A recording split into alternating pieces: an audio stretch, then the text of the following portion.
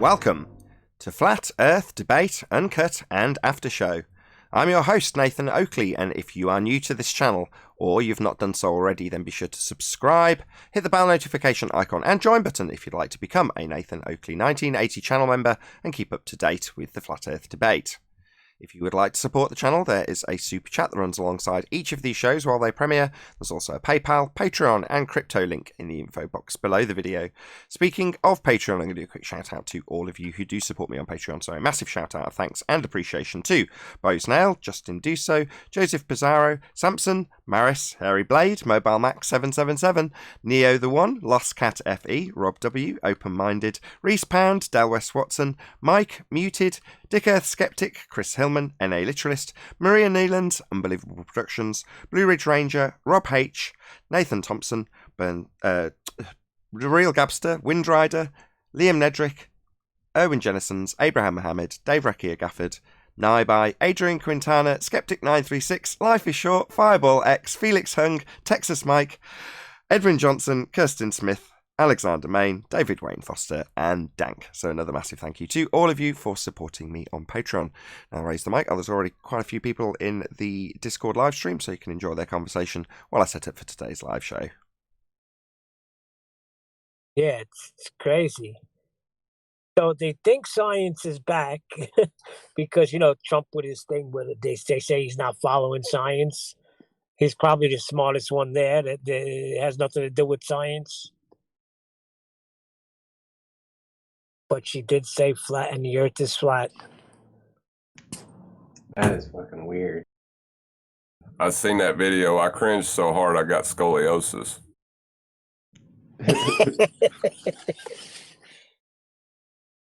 She has no clue what she's doing anyway. It's a shame. I don't understand why people... I do understand. People are just in a freaking trance. They're doing that correlation between the coronavirus anything. and flat Earth, I guess. I don't know. Yeah, I guess flat Earth is a wide awake. So I'll promote my video. It's called The Coriolis Virus, and then it's listing the confirmed cases so far. Have any of you caught my video? Not caught it, as in contagiously caught it. It's a good name, though. I heard him talking about it on 24/7 morning. yesterday. They were saying how good it was.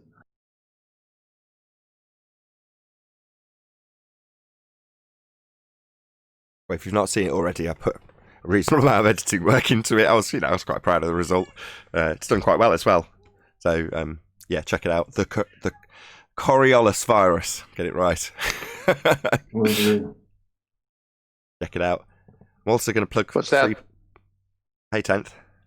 Hey, was that the one where Rumpus takes a long pause after he says he knows everything about the pendulums? No, but yes. That was in it as a clip, but no, that video is called The Best Toe Tag Ever when that particular thing happened, but this was I trimmed that out and put it in as a little excerpt along with Simon Dan saying you and your reference frames are ruined. Yeah, and it was featuring Virus. The one yesterday that I saw. Yes, featuring Virus and called the Coriolis Virus. That's the one. I'm telling you, what a comical year it's been. I didn't expect it to be a good year for Coriolis effect, though. Did you? No. I mean, I thought you were gonna, based on the previous year, because how they convolute it. But then, what a surprise! The more they spoke, the better it looked. Yeah. As I say, I wasn't expecting it to suddenly snap into a position where we've got clarity on Coriolis effect, and our side now seem to get it more and more as days go by. I see people in the comments saying, well, no drift then, when they have somebody pipe up with an argument, Earth and atmosphere move together. And the commenters are representative, as far as I'm concerned, of my audience, and they're like, no drift then.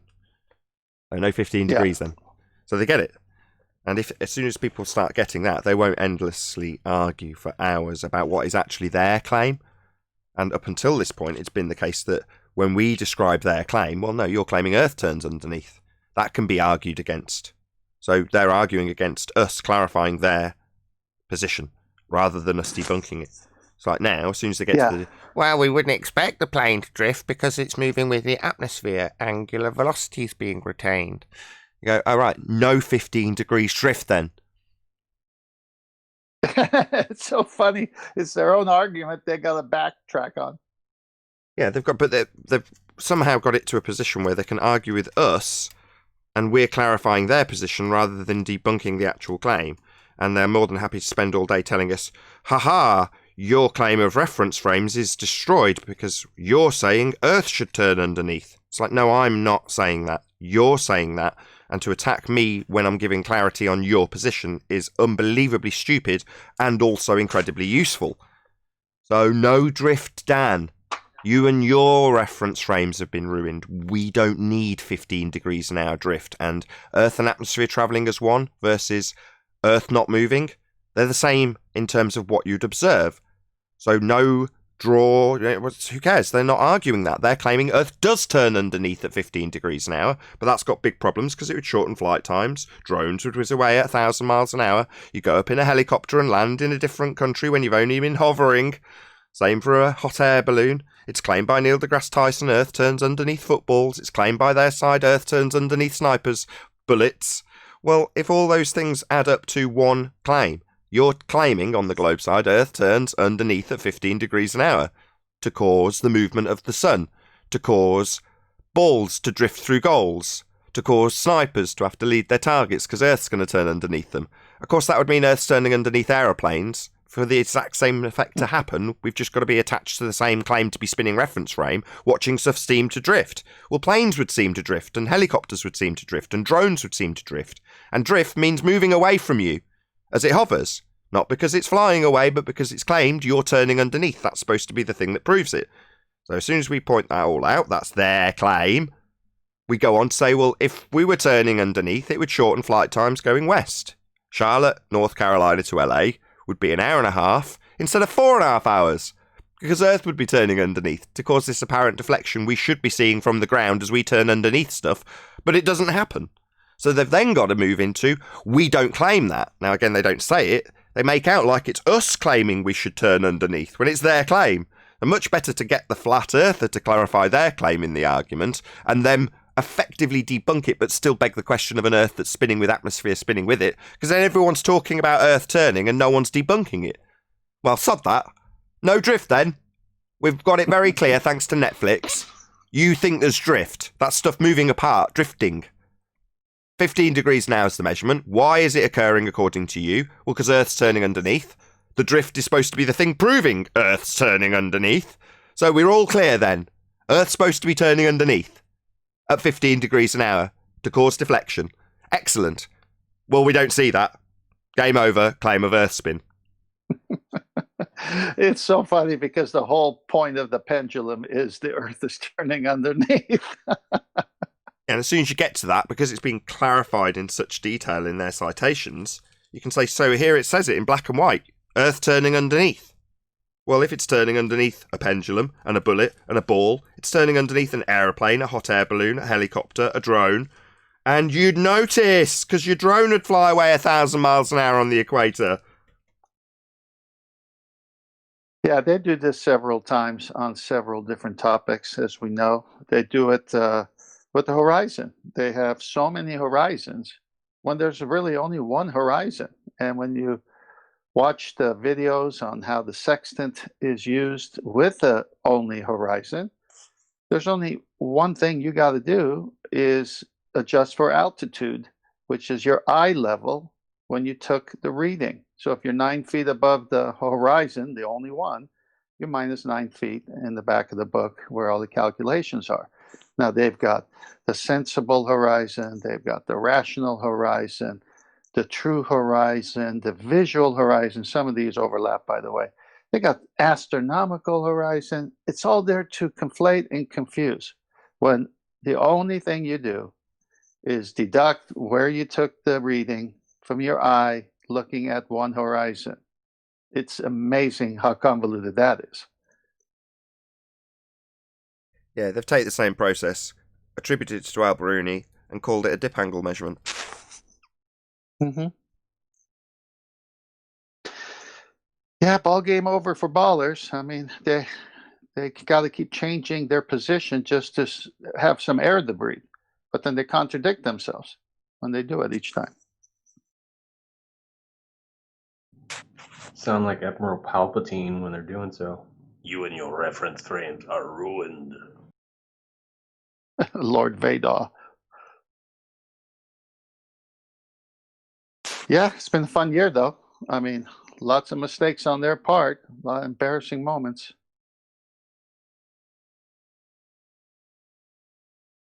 Funny how we haven't changed one thing. Can I run through who I'm going to plug on the show, just so you're not surprised? Sure.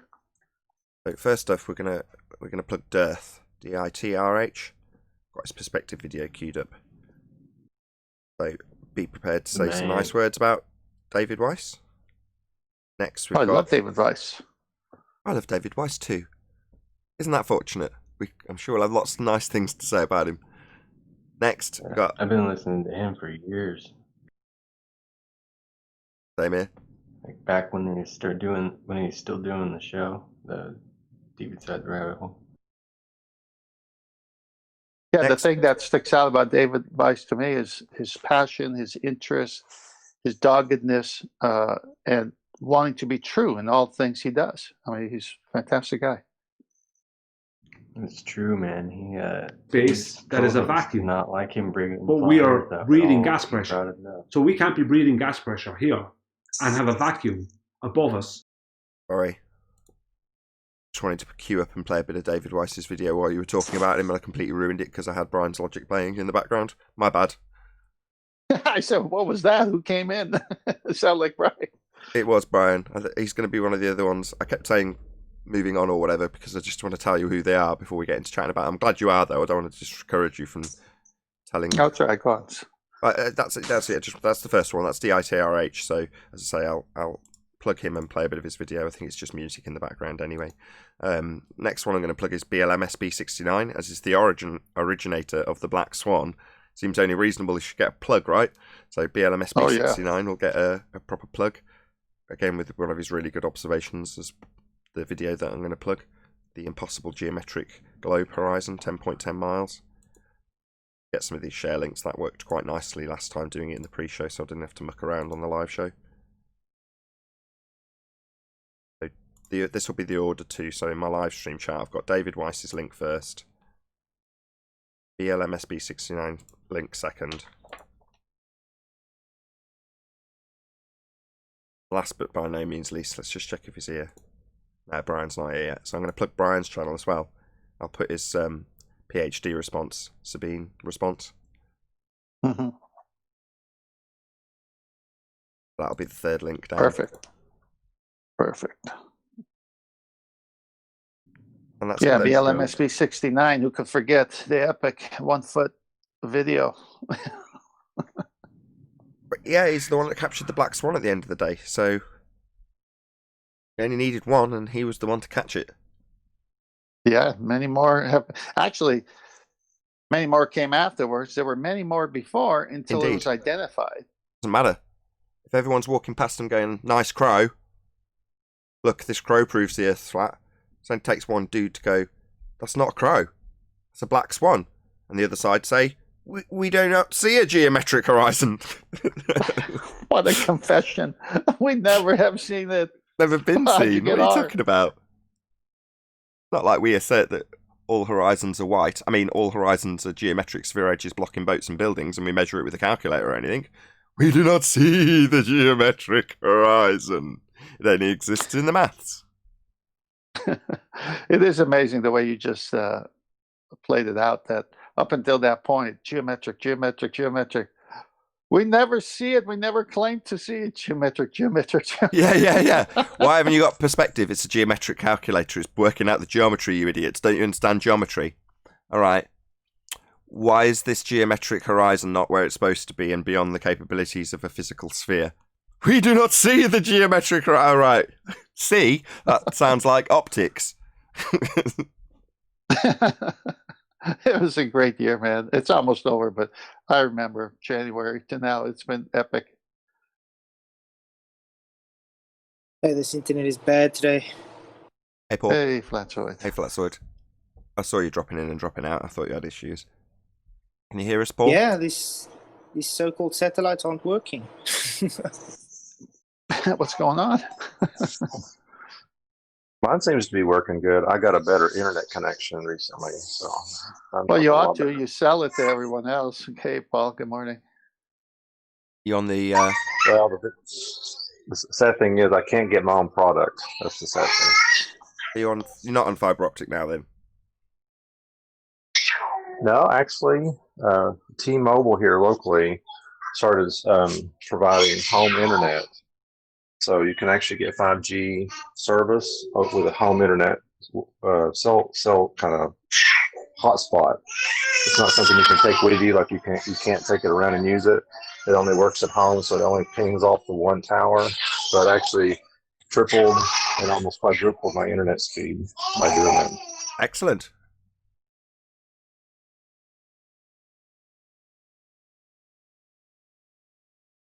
Everybody's screaming in the background, so I can't talk much. You know how it goes right here. Although I'm too poor to do it right now, Neil, I actually got the center channel amplifier fixed, finally. It came back a couple of days ago. I'm going to watch Ford versus Ferrari. Just got to order it. Nice. Can't wait. I really actually would prefer to watch it once I got the other amp back, because I'm, I'd like to actually hear the subwoofer I bought 6 months ago working, and I've yet to. And I think that's the kind of movie that probably benefit from it. But there we go. I can actually watch the movie, so I probably will. I watched Ready Player One, sort of low-budget Spielberg rip-off of Matrix. Hey, Ready Player One wasn't bad. Had a good story to it. You reckon? Okay. Yeah. If you say so. It's an actual movie called Ready Player One? Yes. Yeah. I didn't rate it very highly. First time I'm hearing it. I didn't think it was very good. Yeah, I thought it was pretty good. They work on a lot of conspiracy movies, at least, like Kubrick and all some other stuff too. It's pretty funny. They're pretty good. Just didn't have any finesse whatsoever. The Big Bang. It was more like who's the guy who does Transformers? Is it Michael Bay? I didn't know who directed it when I was watching it. Just stuck it on. And then at the end, obviously, figured out that it's Spielberg. But I was like, if that was a Michael Bay movie, I wouldn't have been surprised. Just didn't have the finesse of a Kubrick. Yeah, it had featured bits with The Shining and lots of retro throwbacks to 80s games and music and pop culture. But, I don't know, I thought it was pretty weak. It was a lot of predictive programming in it. That's how they want it to be. I must admit, I chuckled in one of the earlier opening scenes when he explains what is essentially their version of the Matrix, but much more akin to what we might have in reality, i.e. haptic feedback suits and fiber optic connections and digital 3D. Well, it was a lot better than the Space's Dragon. Better than what? So. Well, I was just going to say that really early on, he shows you that there's a casino in space. So he's going to space.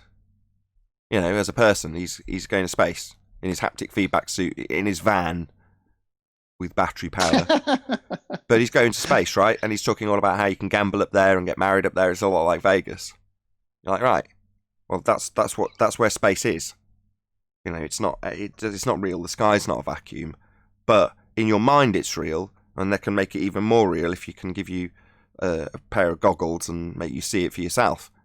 Well, that's all it's ever going to be.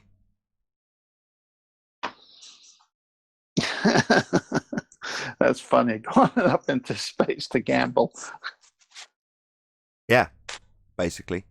Just that they just live online rather than they live in this oasis, as the name implies. It's supposed to be better than the real world. Well, they're all in, avatars and running around playing games, basically, but just escaping from their real life in these suits. You think, yeah, that's something I discussed about 5 years ago. That's ideally how they want it to be. Everyone completely online. Oh, isn't it interesting how we're all shopping online for Christmas here in the UK at the moment on lockdown? Just saying. Interesting. Very interesting. But anyway, I just saw it as a lot of predictive programming and a weak plot. I just found it interesting that they all had to fight for this. How can I say matrix in the end? They all had to fight to keep it. Oh yeah, absolutely. They loved their cage, and they're more than happy to fight for their own cage. There's plenty of metaphors that you could take out of it again, but you know, as we've talked about Kubrick, when you compare it to Kubrick, it's much more layered. It's a multifaceted presentation with Kubrick. There's a surface layer, the general plot of the film, which most people will get. And then there's an undertone that's subtly there, but he would expect you to get if you're reasonably competent. And then there's many levels underneath, subtle links in the movie's plot, foreshadowing various other techniques that he's going to use, but you wouldn't notice unless you were paying attention. Now that kind of subtlety, there wasn't any in Ready Player One. What subtlety? What layers? there isn't any. You know, there's a few predictive programming hints at how the world really is, and they're suggesting how the world really is, right? People stuck online, pretending to be something they're not. You know, we talk about that here all the time. The broken sounds like people. Yesterday. Go on. No, I said sounds like yesterday. Well, yeah, I was just going to say that we've got an excuse for the people who behave the way they do when they're wrong, because they're, generally speaking, anonymous, and they can get away with being who they really are when they're online, because they've got a level of anonymity with a million miles of fibre between them and an avatar to be who they are. Well, generally people will just behave how they actually are when they're online. You know, I wear it right on my cuffs. I get criticism for the way I am, but I don't care. That's how I am. Now, the people who can't be that way in real life choose to be that way online behind a little mask. It's pretty pathetic, but that's how people are. And that film's personifying that as somehow a wondrous thing that we should fight for. Well, I don't believe it is. You know, I like the real world, and creating a real world that's a complete shithole and saying, well, it would be much better if you were strapped into a haptic feedback suit. No, it wouldn't. Well, based on the lack of logic these online ballers have, I'm sure in reality that matches the same. They just probably won't risk it in reality because they get killed online for the lack of logic when it comes to an argument back and forth. They just fall apart, and then they basically ad hom or do a red herring or do some fallacy in order to save face, rather die on that thing than the actual argument, as you put it. I remember, of course, Jesse tries to speak up every time I try to get on. I remember Rumpus saying he doesn't want to give his identity out because he's worried about if his job finds out that he's online. He's full of crap. I know. I was sitting there thinking, I said, from day one, I've had my name out there from day one since I've been on here. I think Nathan's Me been too. Here day one. I am Neil Cosentino, same as always. Yep. So I just think it's funny that we're willing to put our faces to it and our names to it, and then they're hiding behind their avatars and their made-up names. Not me. I'm 10th man. I'm 10th man all day long. Oh, I know 10th man. I know. Well, you're kind of an exception. You're an exception to the rule. There's a difference between just wanting your anonymity because you just don't want people to pester you, and utilising the anonymity to be who you really are. I can't remember the name of the guy who was here the other day, and it got to the point where I'm saying, no, you're behaving how you really are right now, and you're describing yourself as some not pleasant person that people in the bar wouldn't like. And you're right. But you're more than capable of being that way when you don't have any limitations. Well, I don't know about you guys, I don't like to or don't want to be any different now than I am ever. That's how I am. And from day one using the internet, I told myself that's how it's going to be. And I remember, do you guys remember Chris Hansen doing To Catch a Predator? And the guys were getting caught by using AOL Instant Messenger, something I was using to pick up girls at the time. And I remember thinking to myself, Sam, the guy who showed it me, was like, well, you can ask them anything you like, you can be really rude. And I was like, no, I don't want to be that way, because I'm not that way. I'd rather just be how I am, talk to them how I talk to them, take it or leave it.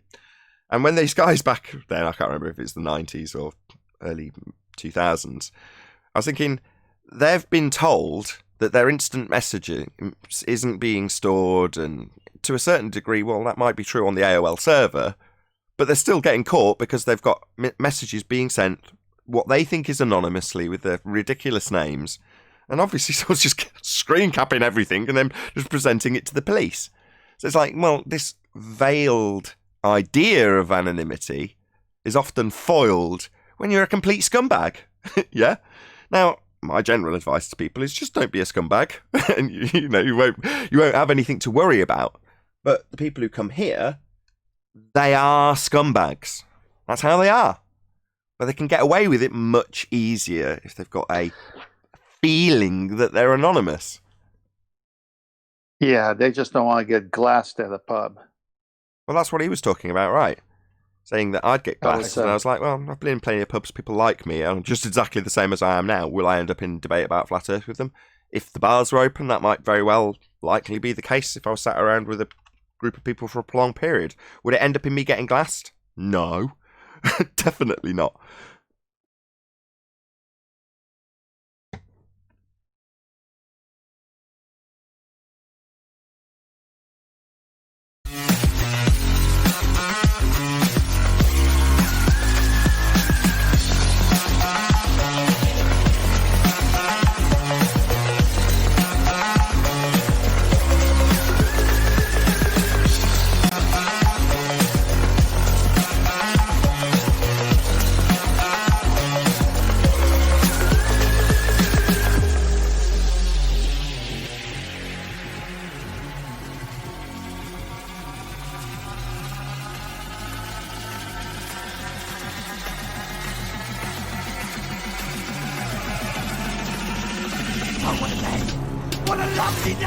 Welcome to Flat Earth Debate Live.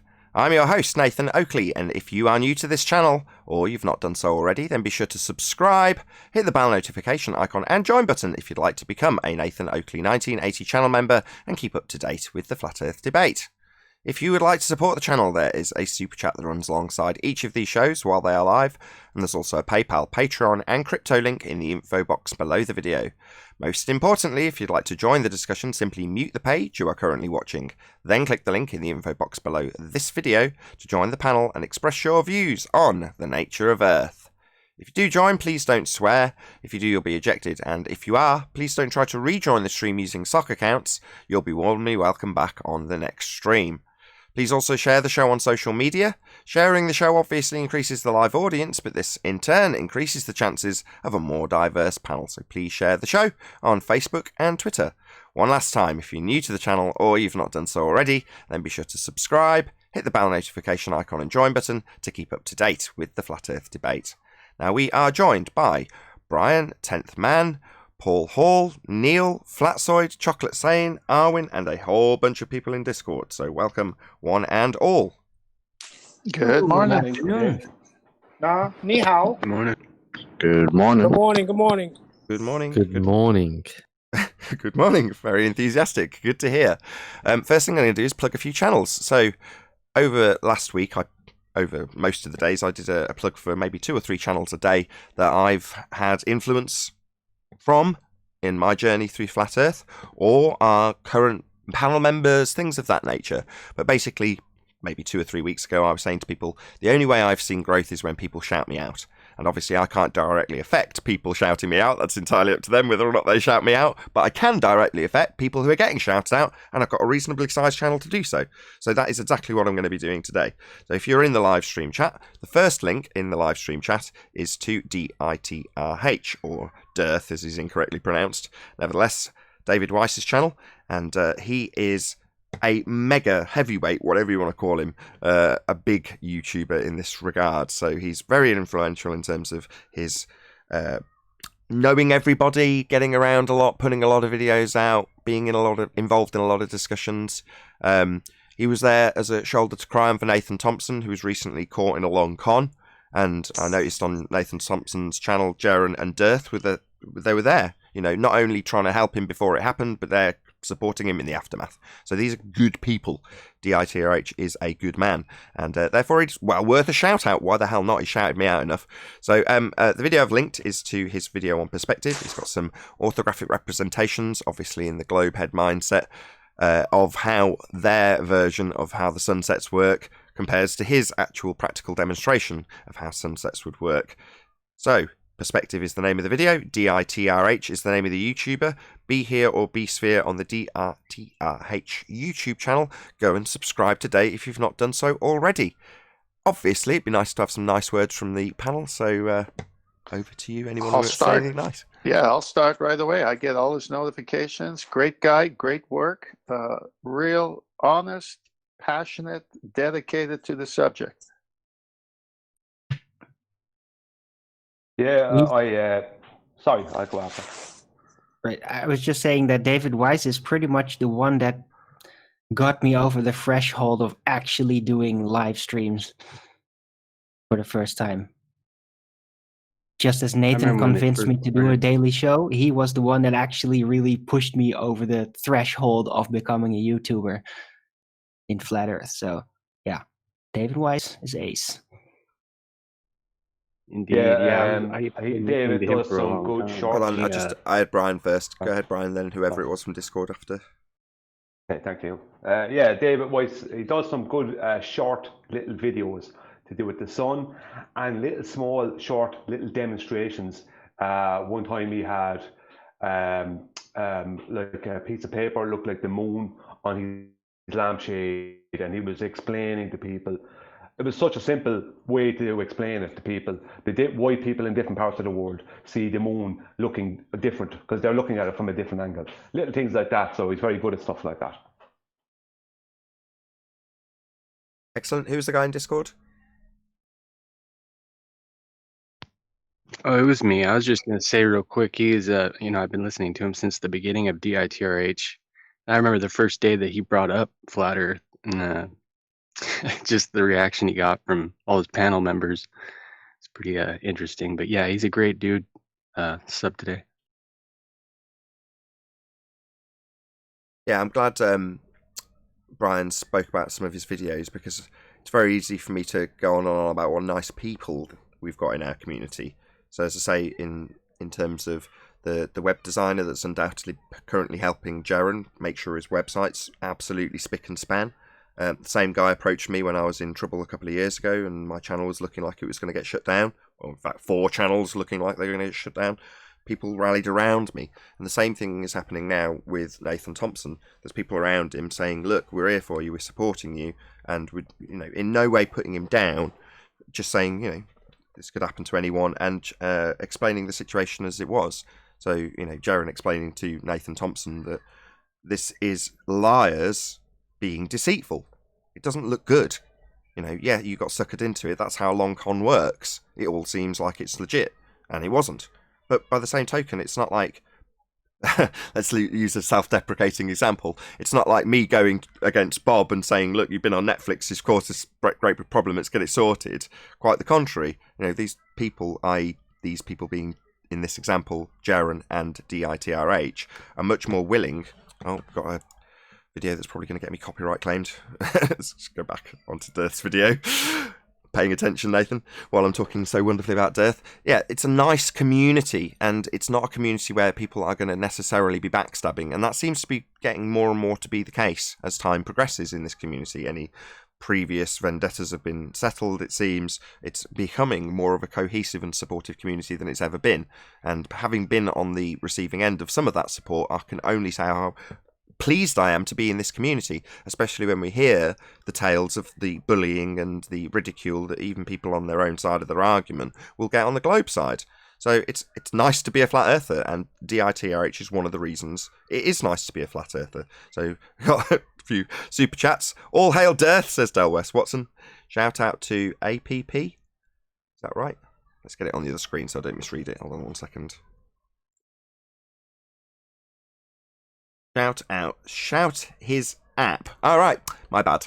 Shout his app, Sun and Moon Zodiac Clock app. Right, indeed, he's got an app out. So on the App Store, it's the Sun and Moon Zodiac Clock app, which was developed by DITRH. So go and check it out. But yeah, all hail Dearth. Any more kind words on Dearth? If not, I'll move on. No. Moving on. Dearth. Sorry. Go on, Brian, or whoever My that was. internet's a bit slow. Go on, Flatsoid. I'm saying Dearth is actually one of my inspirations of my videos. I have to say, he's definitely worth the watch and definitely worth subscribe. Perfect. Next, we have got BLMSB69. Now, BLMSB69, for those who are unaware, is the originator of the Black Swan image. So, there were many Black Swans prior to BLMSB69. Nobody pointed them out. There was plenty afterwards, including one that I'm going to share with you. Second link down in the live stream chat. So, second link is BLMSB69. So, be here or be sphere. Subscribe today. Please let them know that you sent me. So, if you go and subscribe to Dearth, if you're not already, just drop him a comment. Nathan Oakley 1980 sent me. Subscribed. Love your work. Keep up the good work. All that sort of stuff. Same goes for BLMSB69. Go and click his link. Go and subscribe. Let him know I sent you. Just say, Nathan Oakley sent me. Really, really love the work. Keep it up. He's not an over-enthusiastic YouTuber, BLMSB69. I think he's kind of indifferent. He puts his material out there, but he's not that fussed about becoming a massive YouTuber. But as is always the case with people who aren't that fussed, he produces some of the best work. So it's definitely worth subscribing to all the same. But yeah, he's not like me. He's not here to make a profit from YouTube. He's here to put his information out, and that's pretty much it. But yeah, still, you need to be subscribed to these people. DITRH, obviously, and BLMSB69 in this instance. So yeah, all hail BLMSB69. Anybody got any kind words they want to say about BMLSB69? BLMSB69.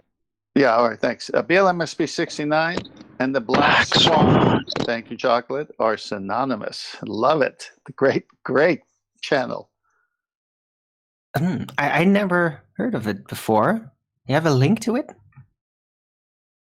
Yes, Arwin. Second link down in the live stream chat. I assume that was done intentionally and deliberately. Yes, is to BLMSB. All the way at the top. Yeah, all the way at the top. BLMSB69. Click on his link, go and subscribe, and say Nathan sent me. Thank you, which Arwin. one is it? The second one? Yes, Arwin. Yes. Second link down in the live stream chat. Or if you're watching this after the fact, I'll pin it in a comment. Second one down again in the comment if you're watching it after the fact. There we go. Black Swan. Yeah, baby. All right, subbed. Cool. Did you leave a comment saying Nathan Oakley sent me? Bet you didn't. And I literally just said subbed exactly when I just clicked on subbed. So that's not good enough. Okay, I'm typing it right now. Nathan. Nathan Oakley 1980 sent me. Perfect. Exclamation mark. He's not going to know. Plus, I've been looking, I've gone back through the last week's videos and had a look, and worst of them has grown by 50 to 60 subs. Some of them have grown to about 150 more, maybe 200 more as a direct result of this. So, I mean, a huge shout out to all of you who actually did it. And an even bigger shout out to all of you who actually put a comment and said Nathan Oakley sent me. But people have definitely gone and subscribed off the back of last week's recommending these people. So I can only assume from that, like me, they like the people I'm recommending. I watch these videos throughout. Go on, sorry. Can I shout out all the people that subbed, said thanks for Nathan Oakley sent me? Of course you can. I mean, I went up like 110 subs since then, and about 60 people said Nathan Oakley sent me. So shout out to all you guys. Thank you for all your support. That's all I can say.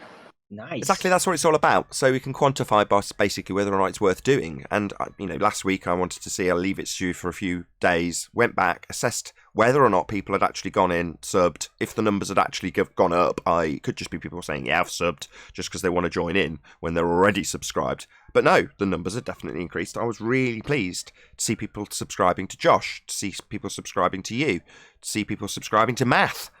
And people subscribing to Math going, "Yeah, I've watched your videos." Subscribed.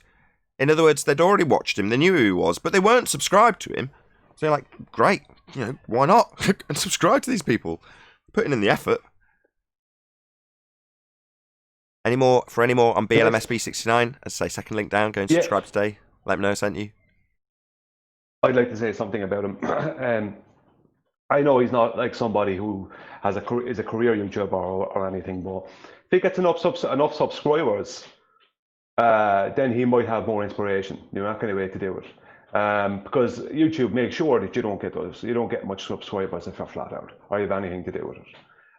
But on top of that, BLMSB69 is somebody who did something a couple of years ago that came to light, that was really the light was shone on earlier this year, and we were all going, why didn't we do this a long time ago? But we didn't. And there's a lot of people out there who are very small YouTubers, who are flat earthers over the past 5 years, who've done things like that things that have yet to turn up, who've spoke about stuff that has yet to become a thing, in this argument. And it will in time. So people should go and subscribe to BLMSB69. Even if you only put out a video every 6 months, it doesn't matter. Exactly. Thank you. No, perfect plug. If there's any more, please plug BLMSB69 now. Not, we'll move on. No. Moving on, we've got Brian's Logic, who you just heard speaking about BLMSB69. So this particular video is called Response to PhD Sabine, how'd you say her name? Hossenfelder? Is that right? Hossenfelder? Hope I've said that correctly. But this is Brian's response video. I think, yeah. Yeah, this is your response video. So obviously, if you do go and subscribe to Brian, if you're not already, he's not very heavily subscribed to, less than 200 subscribers. So give him some love, give him some encouragement. Let him know I sent you. Say Nathan Oakley 80 sent me. Keep up the good work, whatever you like. But he's the third link down in the live stream chat. So click on the link, go and subscribe to him. Let him know I sent you, and enjoy, because Brian, obviously being a panel member, how could I say otherwise, is an exceptionally good YouTuber and definitely worth subscribing to. He does put material out there. He's got a fairly rammed channel full of stuff. So yeah, you need to be subscribed to these people. When they put out new material like this, these response videos, they're not easy to produce, and they're worth watching. I've watched Brian's video. Check it out. Subscribe today. I'm sure we've all got lots of love for Brian. Thank you very much. Yeah, just to shout out Brian. Everybody, Brian is not O'Dowd. He's just Brian. He might sound like him, but he's not Chris O'Dowd. He's got quite good content. he's got quite very good content, and I can't believe he's got such a little bit of subscribers. I mean, I thought you'd be more than triple that by now.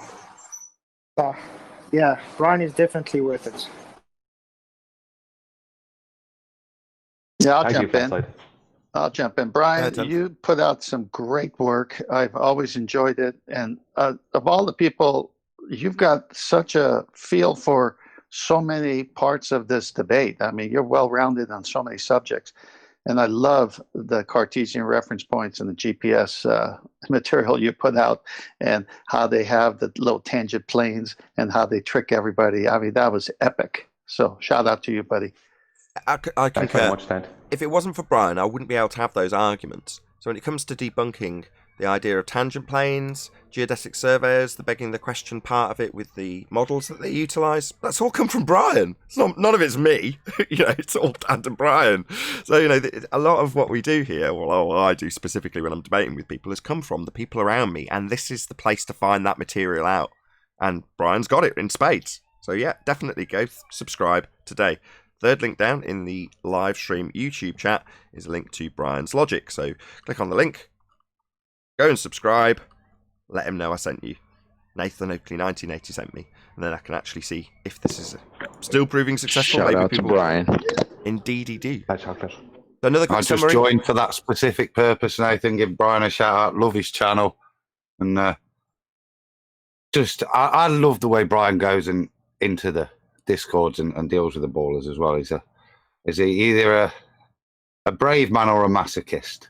But yeah, respect to him for that as well. If you hear that stuff, but yeah, love Brian's way. And like I say, if you can get past that bloody accent, it's actually very, very detailed and good stuff. The level of research that he puts in, I think, is outstanding, and the detail you get out of it and understanding, I think.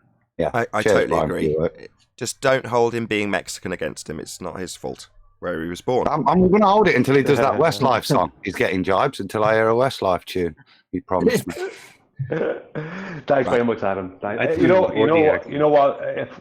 if I put everything together onto my channel that I always did, everything that I'd done since 5 years ago, I'd have a huge amount of stuff on there. But I just haven't been a dedicated YouTuber because I'm a bit like other people like BLMSB69, where I have a YouTube channel so I can be on the panel here or whatever, that kind of stuff, as opposed to being someone who's a YouTuber, you know. But I'll work on the accent. Thanks, Adam. No, you don't need to. It's perfect as it is. There's nothing wrong with your accent. She's just a dick. I love it. I'm just me, you know. Well, I was going to say the same about Adam, but I said... I'm going to say, I get told off for not talking proper and all, mate, so it's always... Hey, check that out. I get told off for not talking proper and all. Exactly. Right, let's not segue too far away from this, right? So I'm going to summarise the three people, right? So all of these are in the live stream chat, so go and subscribe today to first DITRH. So check them out, first link in the comments, live stream chat, I should say. Go and subscribe, let me know I sent you, Nathan Oakley 1980 sent me. Enjoy, you will not regret it. Same goes for BMLSB69. Second link down in the live stream chat, or if you're watching this after the fact, it will be pinned in the comments. Check his videos out, you will enjoy them. He's got lots of flat earth proof, and yeah, check out his videos, let him know I sent you. Last but by no means least, one of our panel members, the esteemed Brian's Logic. Check him out, go and subscribe, let him know I sent you. So that's it. Should we do a bit of housekeeping? Any signs of a physical geometric sphere edge formerly known as Earth curvature? Can't reach him anymore. Can't reach who? The links to the channels. Oh, you can't reach them anymore. Oh, well, I'll have to resolve that. That's glad you told me, Owen. Thank you. So, first link going into the live stream chat now. Getting an extra long plug today. It's taken 20 minutes. Well, that's okay. These people are great, so you're going to talk about them more, right? So, first link that's just gone into the live stream chat is to DITRH. Second link that's going in right now is going to be BLMSB69. And last but by no means least, link going into the chat third is going to be Brian's Logic, as they have dropped off because so many people are chatting. So subscribe today. Any evidence of a physical geometric sphere edge horizon, formerly known as the curve of the Earth? No. Definitely flat. No. Even Chris O'Dowd says it's flat. And shout out to BLMSB69, not from Miramar Beach. Any evidence of axial rotation of the Earth-based variety? You mean 15 degrees drift? As Earth turns underneath, stuff not attached. That's what they claim. Oh, they've been denying that. It's the Coriolis drift. That's not drifting, yet objects still drift. So it's drift, but no drift. You figure it out. You can think of it as a drift. This is a perfect time for ballers to come on right now and tell us Earth-based Coriolis and show us 15-degree drift. This perfect opportunity. You and your reference frames are ruined. What, so thanks, Dan? No drift? Any evidence of the distance to the sun?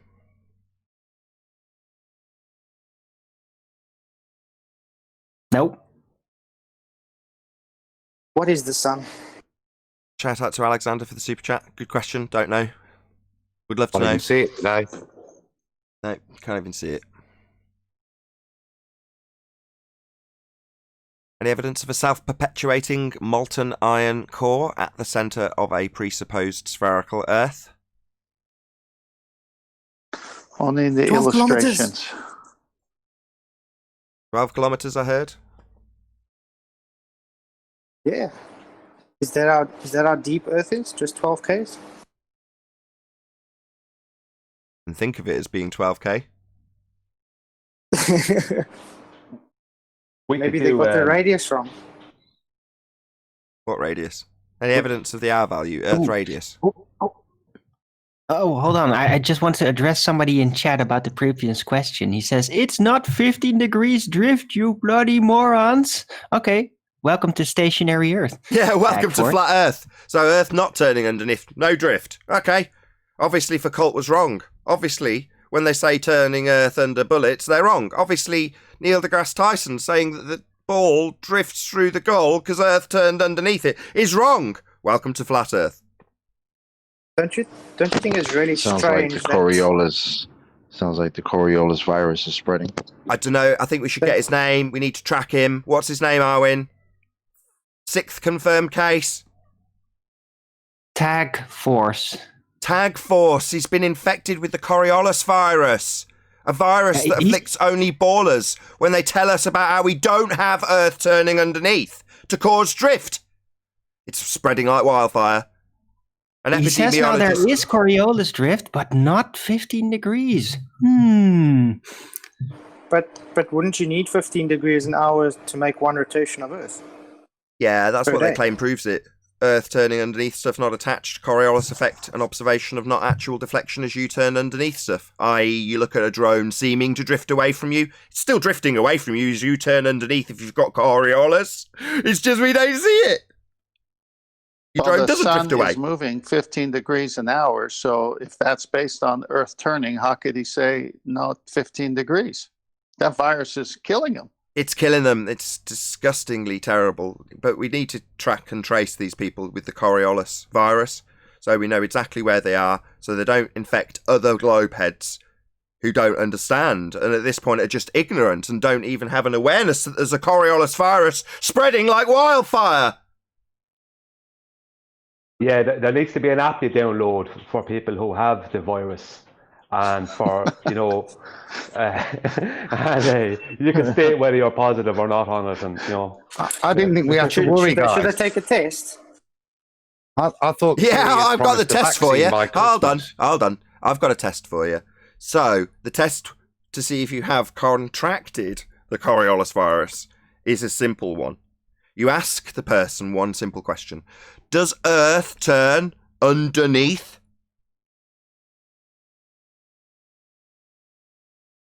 I mean, you don't have to. Right.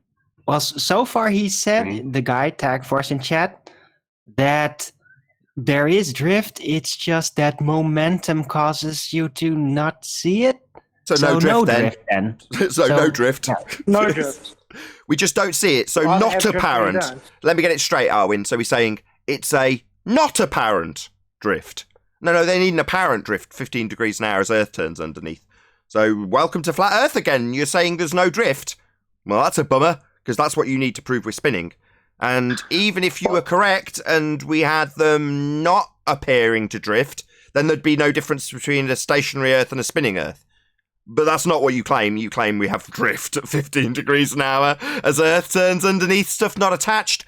Of course, your actual globe claim of drift at 15 degrees an hour as Earth turns underneath would shorten flights travelling west. Charlotte, North Carolina to LA, for example, would only take an hour and a half if Earth was turning underneath the plane at 15 degrees an hour.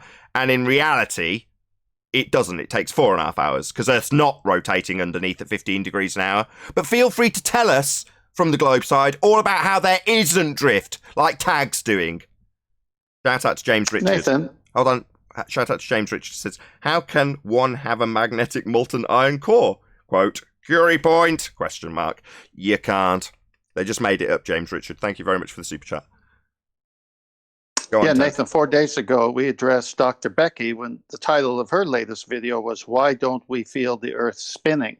So they say everything is happening, but there's no way of attesting to it, feeling it, or proving it. I think they got the virus. Yeah, I have to This guy's holding on to a new straw man, basically saying, no, there is drift, it's just not 15 degrees. But he refused to say how much it is. It should be less then. So where's this less drift then? Doesn't understand Coriolis force. His last comment, Nathan Oakley. If I'm on the edge of a CCW, rotating roundabout, merry-go-round, and throw a ball at the centre, does it go left, right, or directly over the centre? Coriolis effect is the observation of the ball. You're describing the ball's actual trajectory? Well, you don't understand Coriolis. It's not about an actual trajectory. It's about what you observe of it. seeming to do as you turn underneath it? Why are you asking me about the ball's actual trajectory when Coriolis is not actual? These idiots like Tagforce who deny we have drift don't understand what drift is and ask us all about projectiles when Coriolis is an observation of something not actually happening, i.e. the drone on a rotating Earth would seem to drift away at 1,000 miles an hour because you're rotating underneath as it hovers. Obviously, we don't see anything drifting away at 1,000 miles an hour. Not actual deflection because we're turning underneath it according to a globe Earth that spins claim.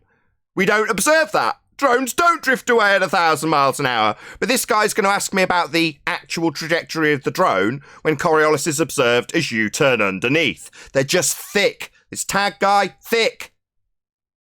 Well, not only is he thick, but he didn't listen to what I said earlier. The largest luminary in the sky, which is the sun, if the Earth is turning under the sun to make the sun appear to be moving, right? Because the Earth is turning, it's 15 degrees an hour. He's missing the biggest luminary to prove Earth rotation. Yeah, he's asking me what I would expect the ball to do. Yeah, it's not my claim tag. Yeah, I don't have any claims that utilise reference frames. I do have a quote from one of your own side, though. In terms of what I would expect the ball to do, I don't use this to claim anything. But you do, and guess what? You and your reference frames used to claim Earth has Coriolis effect are ruined. You and your reference frames are ruined. What do I expect the ball to do? Couldn't care less. I'm not utilising Coriolis to claim Earth turns underneath at 15 degrees an hour. You are. So maybe you could tell us what you would expect the ball to do when it's supposed to be you observing the ball, not actually doing something, just you rotating underneath it. While you simultaneously tell us that that's not a reasonable thing to claim when we're not claiming it. You idiots don't seem to get that an attack on us and our use of reference frames is benign. We don't have any. You and your reference frames are ruined because we don't see 15 degrees an hour drift.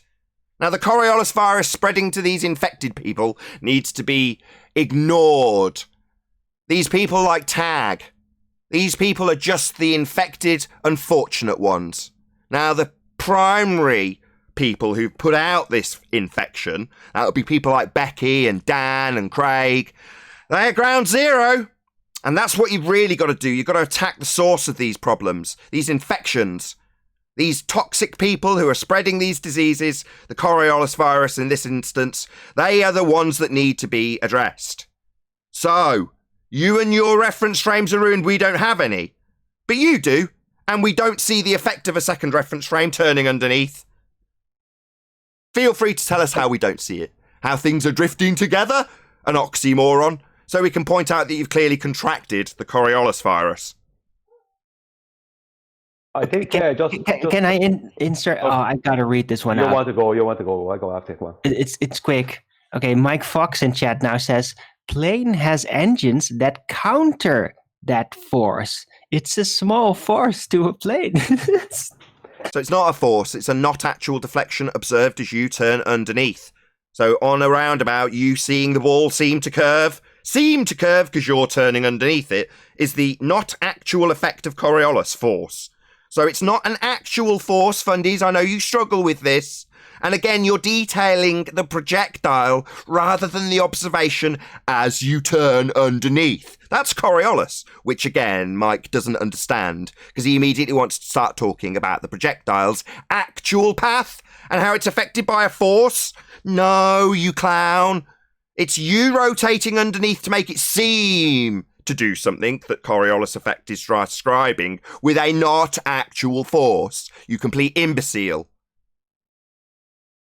I think this is more serious than we first recognised because the Coriolis virus seems to be spreading through live chat from person to person.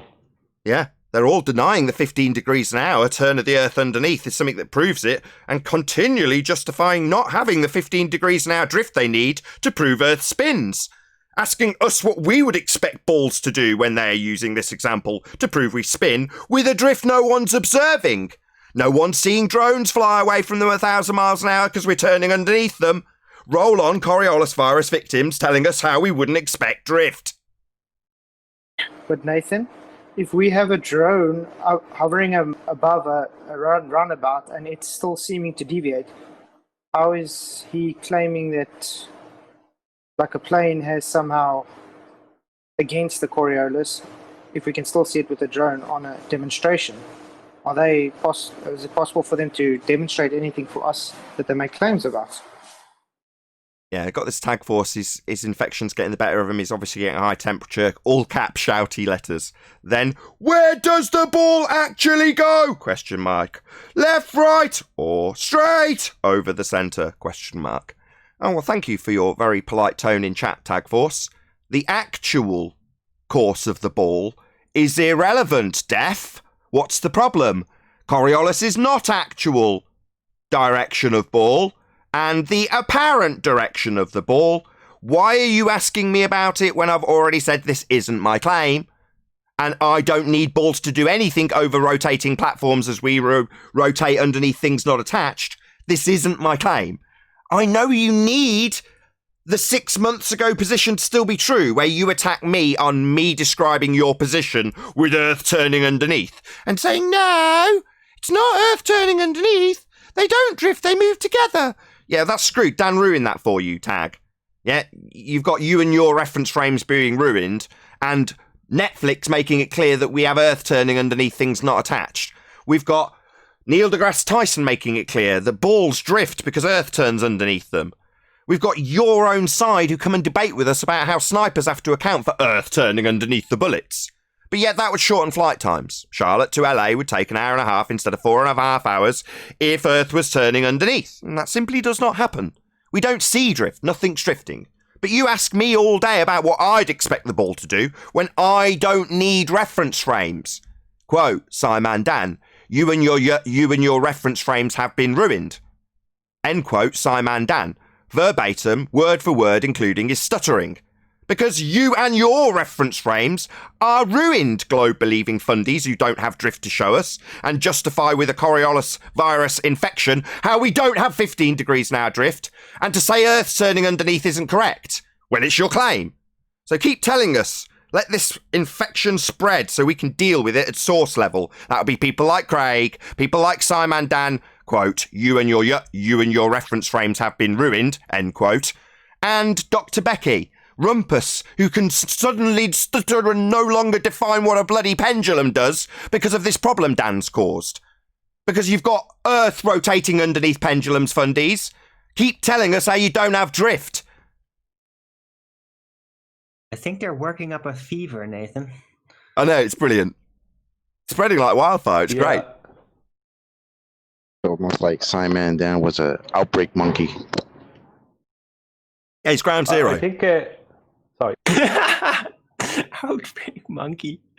You were out on the limb on that one, Chocolate. No, he's not wrong. It's analogous to a virus. That's why I'm drawing the comparison. It's spread. There's a good chance it's already part of people's bloodstream. And this is just it exhibiting itself in a way that can be defined. Like when people arbitrarily assign various different states of mind to people and call it psychology. Well, we can do that too. The affliction in this instance is people who should think Earth turns underneath to cause drift, to prove we spin, telling us all about how we don't have it. How Earth is not turning underneath, how there isn't a second reference frame. In fact, the reference frames used by the globe to claim we spin are ruined. Now that's a very big disease that they're all suffering from and they didn't even know it. And we're the cure. We can save you, Globers. Earth is not spinning. There is no second reference frame. Dan's right. You and your reference frames claimed to prove Earth's spin are ruined. And Dan ruined them for you. I just want to add to what Kent was said earlier. I think what they need, I think for these people, the first step towards getting better would be actually accepting their own model. So for these people, what is a solar day?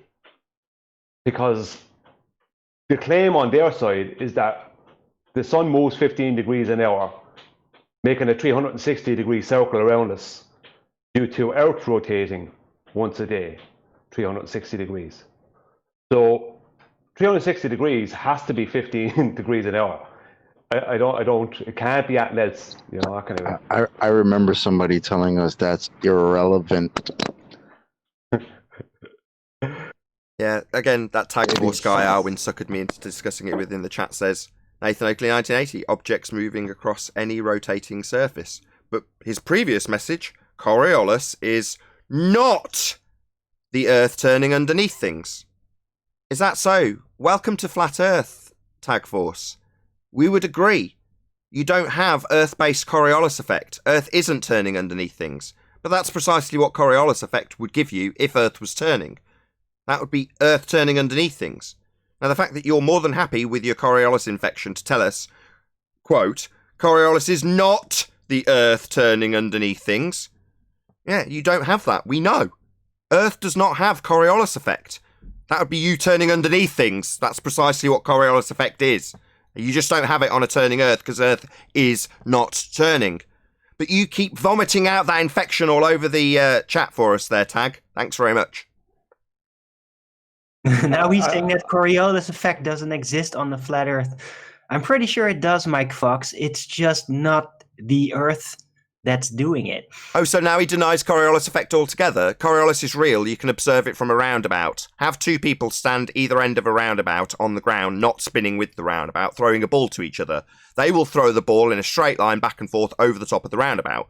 Now, if you are then sitting on the roundabout, turning underneath, it'll seem like the ball's curving as you turn underneath. Basically, to have Coriolis effect, you've got to be turning underneath stuff. And what do you know? This infection has spread throughout the land and has led these ballers to believe that Coriolis effect isn't turning underneath stuff because Earth isn't turning underneath stuff. Yeah, Coriolis still happens on a flat Earth that we live on. That's just exhibited by a roundabout and stuff that's not attached to it, seeming to do stuff it isn't because you're turning underneath it. But you would deny the very premise of Coriolis effect because Earth isn't doing it, right? Yeah, we know. It's called the Coriolis virus. There's another, I think there's someone else, Planet Earthling. I think he's now after being affected. That's number 7 or 8, is it? That's 8 confirmed cases. 8 confirmed cases of the Coriolis virus. Just while we're live, it's doubled. That's a 100% increase. Not a Kuma virus? Oh no, that it hasn't doubled because he made 5. My bad. Hasn't quite doubled yet. Hey, these guys are doubling so fast that it's reaching amnesia state. They're forgetting their own position.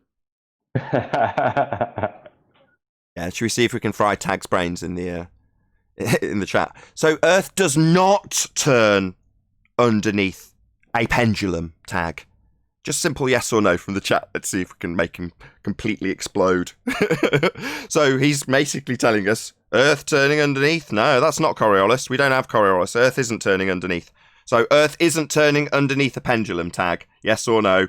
Does Earth turn under a pendulum? Can someone quote the, or send in Discord, or G+, sorry. I'll get there in the end. In Skype, can someone send me the little description of Foucault's pendulum that overtly states Earth's turning underneath the pendulum to cause it to seem to drift, just so we can correct Tag on his own rhetoric, and then point out that if Earth was turning under a pendulum precisely as claimed, then it would turn underneath balls, as Neil deGrasse Tyson's claiming, and it would shorten flight times because Earth would be turning underneath planes because they're not attached, for us to have this effect of looking at them seem to drift. Of course, he's denying that because he's got this virus. Can anybody stick that quote in? Yeah, I'm on it. I'll get it. Perfect. We'll see how Tag gets on explaining to us, because he's clearly claiming Earth and Coriolis effect isn't observable, and Earth turning underneath isn't what Coriolis effect is. Does Earth turn underneath the pendulum there, Tag? But you're completely misunderstanding what's actually happening, says Tag Force. Well, maybe you can clarify, Tag Force. Does Earth turn underneath a pendulum? Because you're saying that's absolutely not the case. Seems like you've got a bit of a problem. Same problem as Rumpus had, surprisingly. Let's see if you can stutter on your keyboard like Rumpus did when he was here live. Earth not turning underneath a pendulum. Tag Force is about to debunk Foucault. Let's see how he does get on. Will he give us an answer? He's made it clear Earth turning underneath isn't what's happening. So Earth isn't turning underneath a pendulum then, Tag Force. It's coming your way. It's taking a little while to download. Welcome to but you're not. But not on your debate show. Yes, you are, Tag. You're in the chat. It's just we're not often interactive with our chat. And now I'm directly asking you a question you're avoiding. Earth, according to you, and it turning underneath isn't what we're describing in Coriolis effect. And when we're describing it, we're clarifying your claim. I'm now asking Tag Force, who's made it explicitly clear in the chat, Earth turning underneath is not what's going on. I've welcomed him to Flat Earth, but now I'm asking him, from his globe rhetoric he's still got with this Coriolis virus, if he can say yes or no to a simple question. Does Earth turn underneath a pendulum, Tag Force? Maybe a short circuit moment.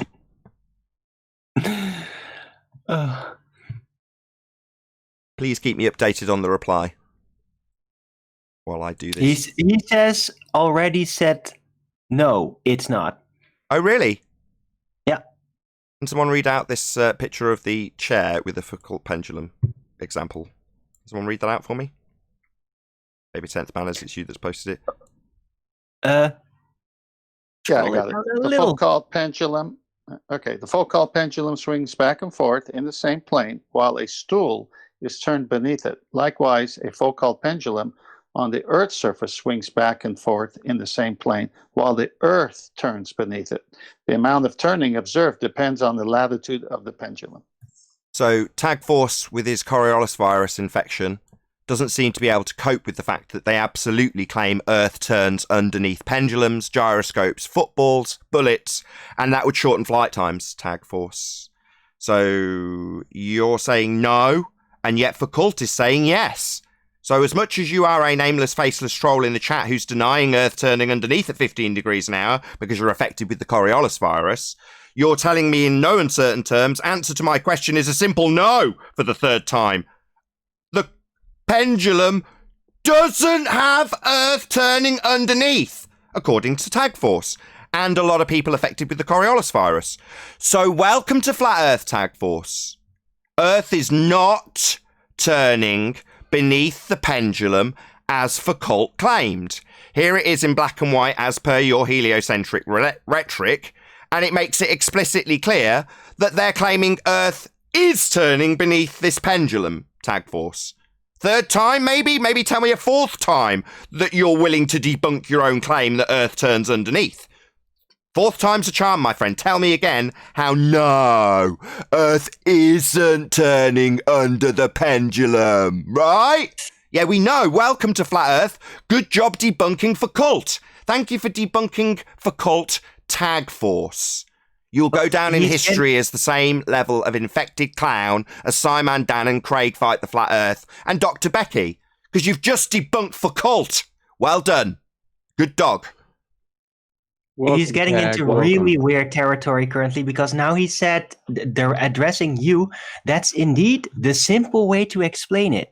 Yet it is technically wrong.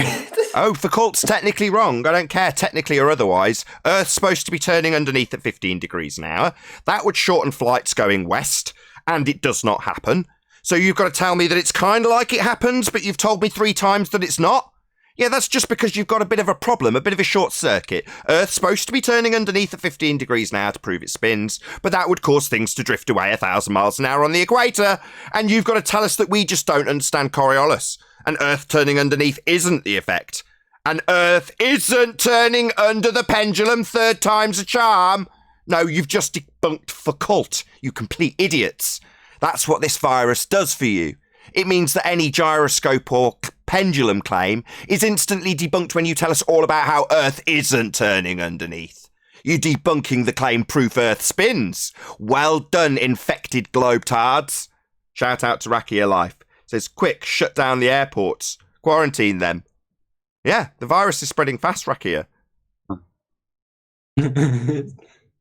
We've just got it. He just, as you said that, Nathan, he just typed it in just to confirm you're correct. It isn't. The pendulum is on a stool, which is connected to the Earth. So how could it be turning underneath it?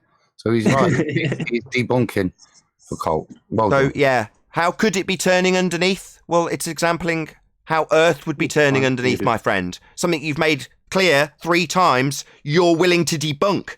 No, it's not Earth turning underneath as described by Foucault. How could it be? You're asking us how it could be. This isn't our claim, you stupid idiot. Why won't you go and ask your own side why Earth isn't turning underneath pendulums, as you're telling us 3 times? No, Earth not turning underneath. And then when it's claimed it is turning underneath the pendulum, you think it's reasonable to ask us why it isn't. It's not a claim. When will you idiots understand? We're not the ones who need reference frames. You are. You claim them with Foucault and tell us all about how Earth isn't turning underneath. Foucault pendulum, aeroplanes, hot air balloons, drones. But what is turning underneath? Footballs, bullets, gyros and pendulums. But it isn't turning under pendulums. Yeah, it's a big short circuit. And we're just going to laugh at you and point out how infected you are with this disease of globe belief. Don't you think it's quite strange that Foucault's pendulum has just gone missing, that you can't find it? Not to mention the first gyro also just gone missing, you can't find it. Makes no odds to me. I think John was trying to say something. Go on. Sorry, Paul, I go after. Well, what also is along that same lines, Flatzoid, I've had the Globers on Discord tell me that a mechanical gyro cannot pick up precession unless it's precise enough. Now, do you think Foucault and his gyro was more precise than, let's say, one that you could buy yourself for $300 or $400 is less precise than that one that he used? Regardless of the precision, who was just talking? Was it Paul? I should know from the kids in the background. Yes, Paul. Paul, regardless of the precision, when you say we wouldn't detect precession, what would cause this so-called precession that we should or shouldn't see? What would be the cause of that precession? Earth rotating underneath the gyro. Oh, so the precession we should see in the gyro would be caused by something that the chat and other infected globe believers are telling us doesn't happen. So Earth not turning underneath according to the chat at the moment. Obviously, it sent them into a bit of a frenzy. But they're all making it really clear Earth isn't turning underneath, but you're saying other fundies tell us how we should see deflection, apparent drift in a gyro as Earth turns underneath it. A bit like the Foucault pendulum claim I put up on screen a minute ago, with Earth turning beneath the pendulum, something they're really going out of their way to tell us doesn't happen. Debunking their own claims. It's really mad. But you say we should, if we've got a really precise gyro, be able to observe Earth turning underneath it, right, Paul? That's what they tell us. That's what I've heard before. If you have a really good precise one, you should be able to detect it. I see. So with a really precise gyro, we'll be able to see 15 degrees an hour of the Earth turning underneath the fixed frame of the gyro. Well, that would shorten flight times. If Earth was turning underneath as a second reference frame, quote Dan, you and your reference frames are ruined, then you wouldn't have Earth turning underneath planes, would you? Oh, you would. 15 degrees an hour underneath planes if it's turning underneath a gyro in its fixed frame to show this deflection. That's Earth turning underneath planes, shortening their flight times. And that doesn't happen. That'd be Earth turning underneath a drone on the equator at 1,000 miles an hour and it whizzing away from you as you turned under it. And that doesn't happen. But yet, with a really precise gyro, we can see how it does. Oh, no. No, we're even being told by their own side, Paul. This claim that Earth turns underneath, that doesn't happen. They're more than happy to tell us 3 times in a row that it's not the case, even though it's being claimed by pendulums and gyros and bullets and balls. But well, what needs to happen is... Sorry, one second. Mike Fox is ad homing now. He's Arwin and Flatzoid. And now he's ad homing me. Arwin and Flatzoid. Go ahead, Brian. Thank you, Nathan. What needs to happen is these people in the chat who have this virus, what they need to do is post in the chat or anywhere they can get it to you, a physical demonstration of what they're claiming. That would be the easiest thing, wouldn't it? Yeah, you need to start showing us. It's weird. I mean, obviously we don't want any of the infected demonstrations. We don't want any people showing us, like, for example, a guy bouncing whilst being towed by a tractor, not drifting underneath. Well, that would be obviously a retarded demonstration given by somebody infected with the Coriolis virus. We would need to see examples that do show the claimed 15 degrees an hour as Earth turns underneath, exhibited in something. Obviously, as soon as you prove that, for example, with a really precise gyro, we'd point out that that would shorten flights going west. And a Charlotte to LA flight would only take an hour and a half if Earth was turning underneath. Yeah. So we're not going to need a demonstration that shows us with a second reference frame, because that will instantly be debunked by a flight not having a shortened flight time. And just telling us that we wouldn't expect to see drift debunks the claim Foucault's making. So, yeah, there's a lot of poison around these parts at the moment. It doesn't seem to matter which way they turn, they're going to end up dead. Well, they're going Not to to mention either gyros. send you a video. Sorry, go on, Flats. I'll take it. I'll go in a second. I'm just saying it. No, not to mention the gyros can process both ways, not just one way. So how do you equate that to Earth spin if it can go the other way? I don't care. They need Earth turning underneath at 15 degrees an hour and now shortened flight times. Go ahead, Brian. Yeah, well, they can only show you one of two things. They can either show you the Earth from what they call space rotating, or they can show you the Earth from where we are on the ground, not rotating. So they can either show you it not rotating in what we know as reality, or they can show it rotating in what they claim is reality. I see. And either way, they run into a brick wall. So to summarise, you're saying either they show you a fake picture from a fake place, that would be outer space, a sky vacuum, second law of thermodynamics violation, with a picture of Earth turning a bit like you'd see at the cinema with Superman flying around it to make the world turn backwards. Or you can have demonstrations on the ground with nothing drifting and just have your fundy ground troops explain away that 3 times in a row, no, Earth isn't claimed to turn underneath.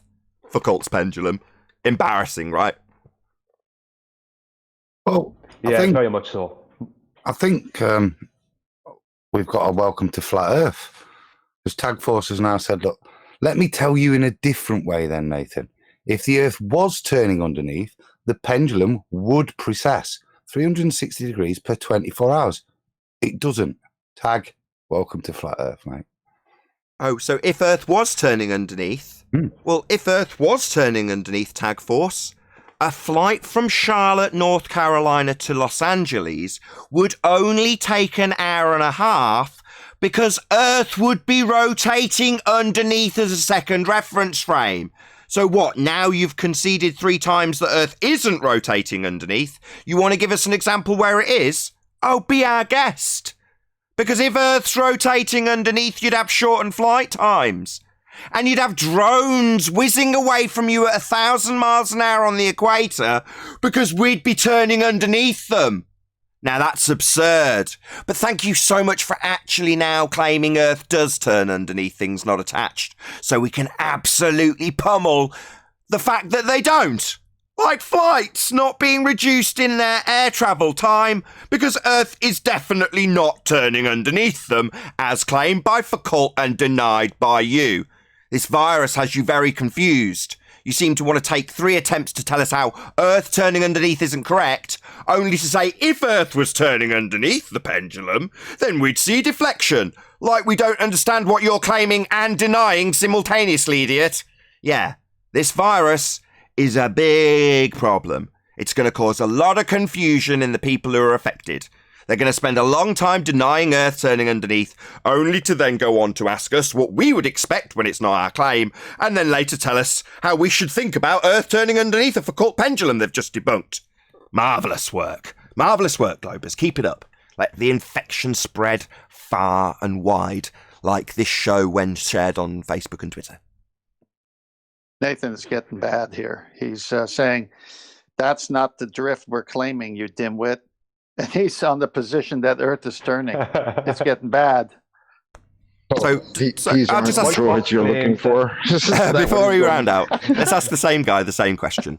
So given that you've denied it 3 times, made it really clear in shouty caps that 3 times in a row, no, Earth doesn't turn under the pendulum. Does Earth turn under the Foucault pendulum? Yes or no? We've had no 3 times so far. Let's see if he says yes. Does Earth turn under the pendulum, Tag? 1454 in the chat that it shortens flight times. We'll get to that when he says yes, given that he's already said no 3 times, but now he's asking me to think about Earth turning under a pendulum. Something he said doesn't happen, Earth doesn't turn underneath. So I'm asking him again, does Earth turn under Foucault's pendulum? No, the pendulum turns with the Earth. Well, so it's not drifting then. So no 15 degrees an hour, as is claimed by Foucault, as he claims Earth turns underneath. So fourth time's a charm.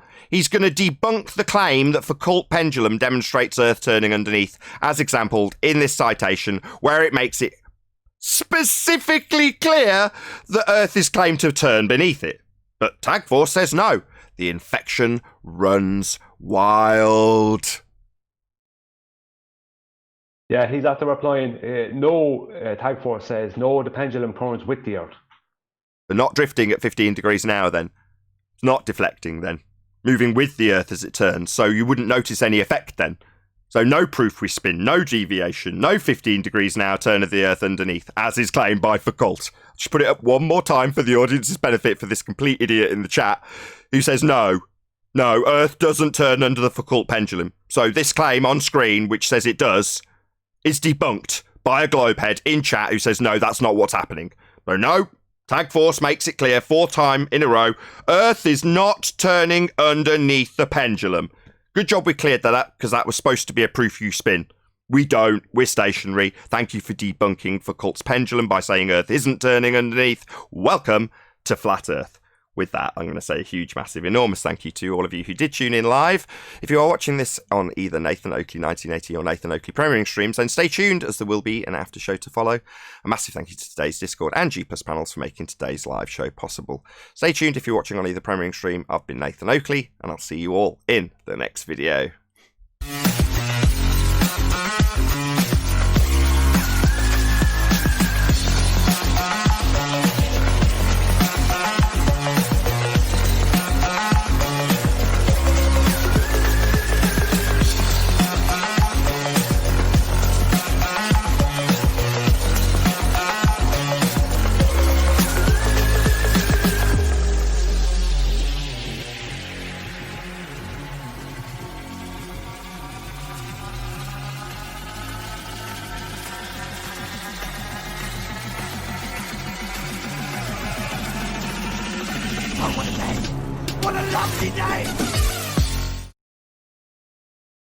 The pegs are being knocked down because it's accredited to Earth turn. Now this guy's saying, no, it doesn't do anything. It goes with the Earth turning. So nothing should happen. Why are the pegs falling down then? I heard you, Tim. Man, I'm about to go into a meeting, so I gotta be quiet. Yeah, no problem. That was good. Yeah, it's going to be causing them a lot of strife is going to be had over this Coriolis virus. Because at the bottom line, you've only got them denying the effect that's being claimed by Foucault. No, Earth doesn't turn underneath. That's a sloppy description. Well, why did Foucault describe it that way then?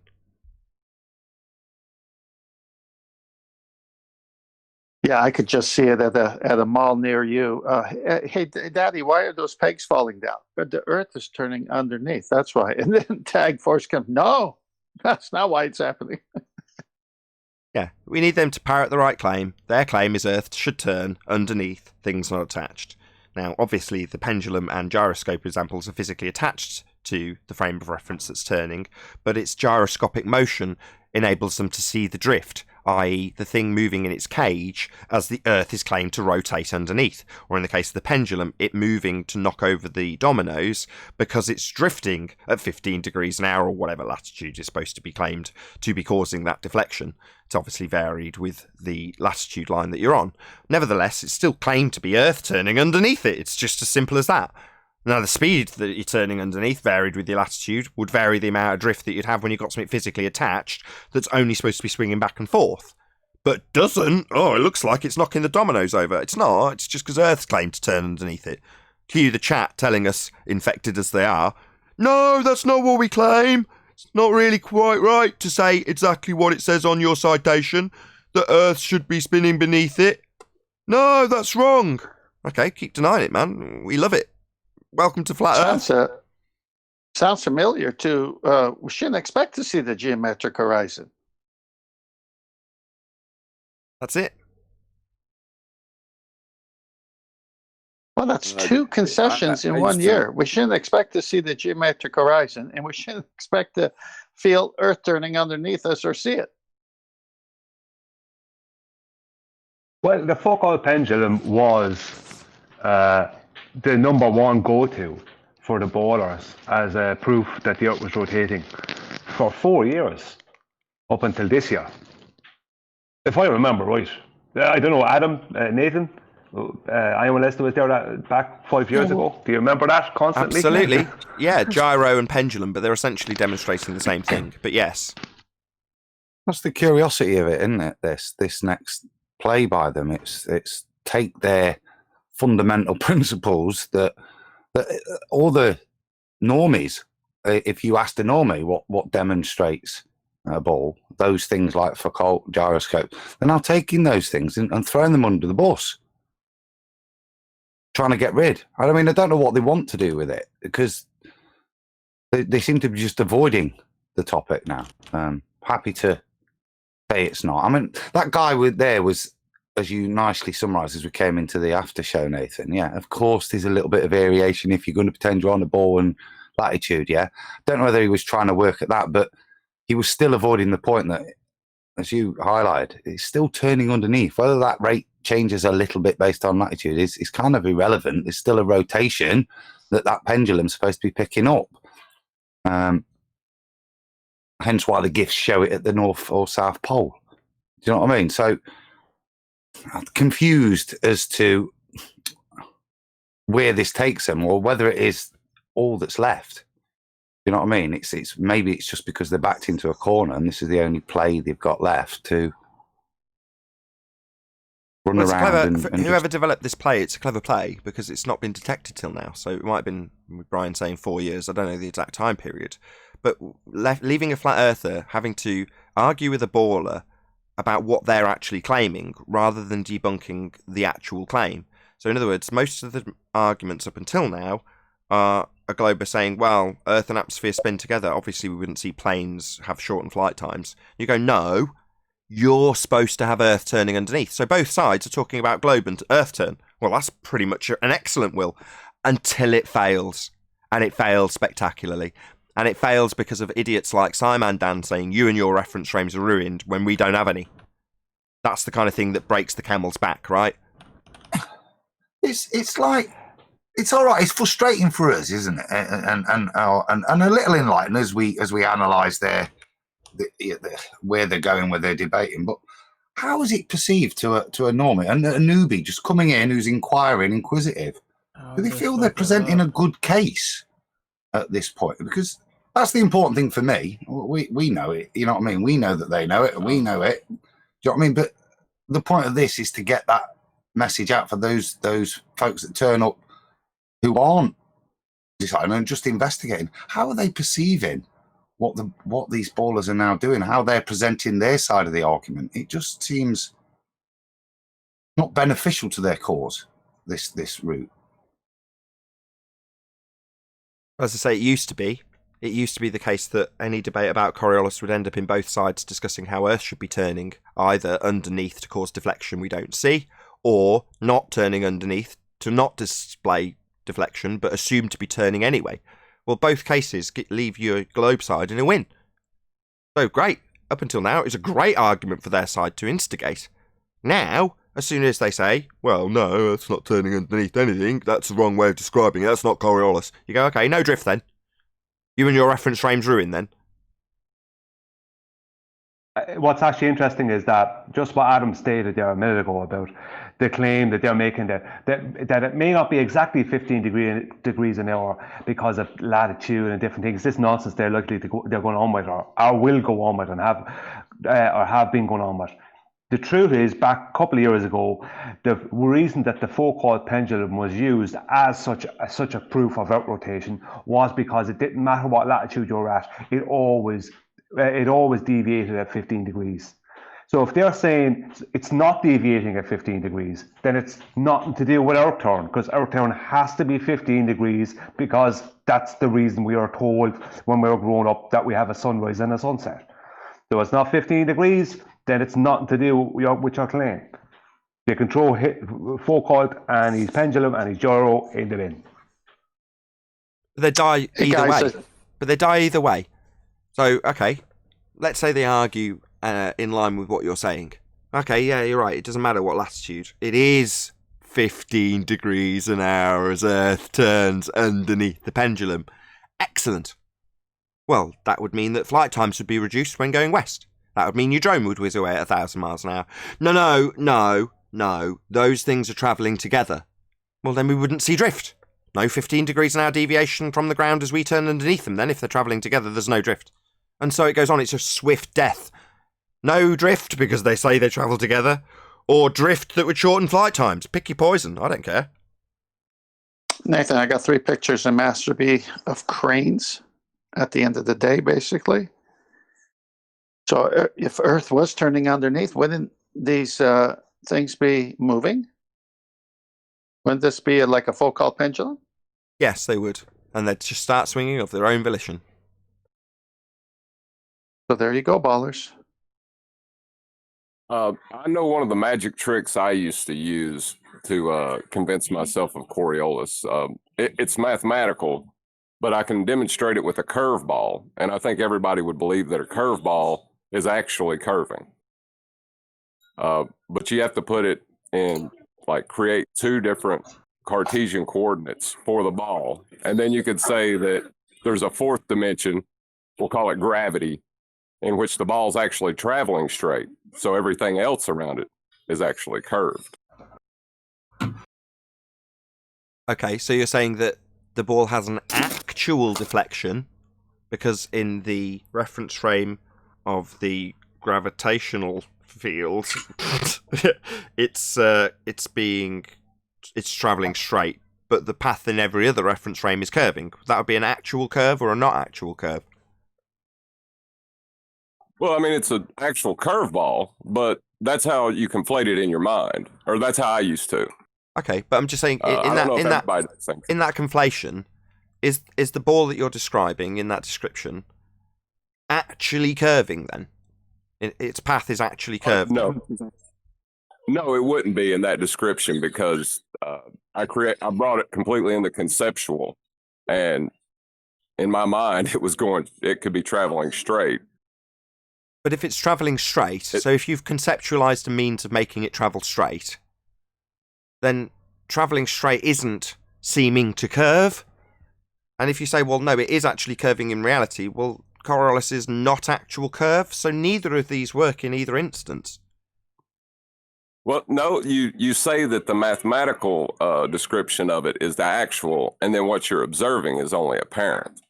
That's the trick. No, because you've already clarified that the ball is actually curving, so it's not apparently curving. You're just changing what you've... So what you're saying is you double speak your way around it by changing a not actual curve into the described actual curve of the ball's path. So you're saying you double speak your way around it because of your fundy belief at the time.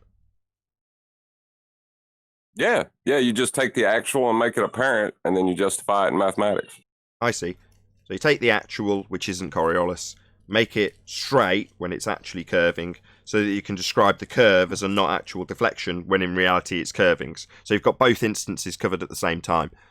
Double speak contradiction sounds cognitively painful to come to as well, and you're an intelligent man. So I would imagine that justification in your own mind was cognitively painful to come to. Am I correct? Yeah, well, it made it easier when I believed that I knew it was a globe.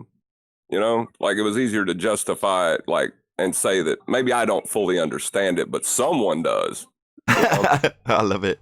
Maybe someone somewhere can explain this, but look, I don't know how it's not turning underneath. Hey, John, I think you got the much needed antibodies to help these globers. So hang in there, brother. Your services might be needed.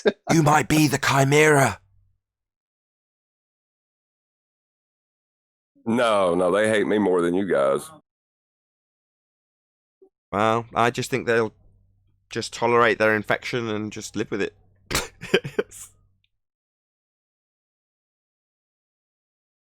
Yeah, John is a Coriolis virus veteran. He's a survivor. Yes, he has the antibodies. We will extract the adamantium from him and inject it to Wolverine.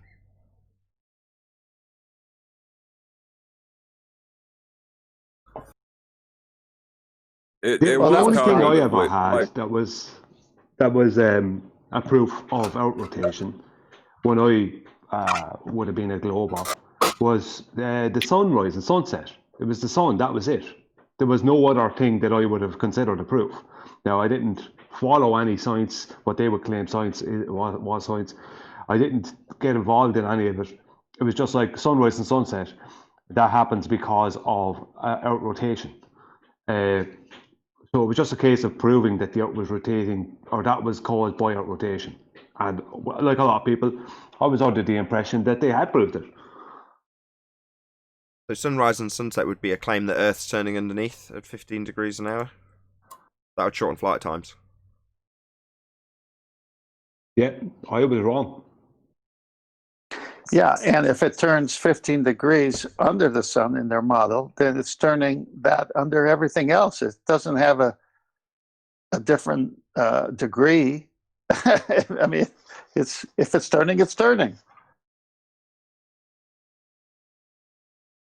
Yeah, either the Earth and every single thing on it is all turning at one time, and it only appears like the sun is moving, and it's actually everything else is moving, or it is actually just the sun. You know, it's actually that simple. But they give the impression, just like what happened with John Shelton there, they give the impression that somebody somewhere knows this kind of rubbish, or they give the impression it's already proven. It's like the whole coal super deep borehole being 8 miles down. We never heard about that, yet we were told and shown this center of this globe Earth. We're given the impression that all this stuff is proven. But they throw out the claim and they latch onto the claim and give the impression it's proven, and then try and prove this thing. It's like a reverse engineering of proof. And then when they can't, they just complicate it.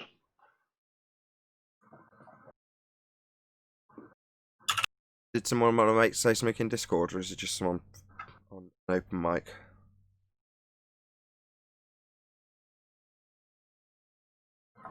Well, I was going to say something about dilating time and contracting length to curve the ball, but I don't think I really need to go that far with it. Well, can you show me time before you show me dilating, please?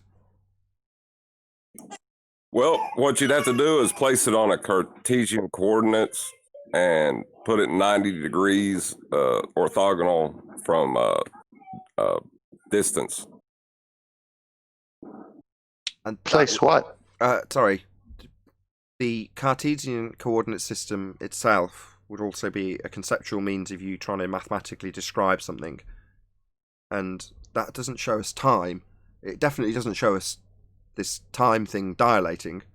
Let's just cut to the chase. Time's a concept, and you can't dilate, bend, travel through, or otherwise a concept.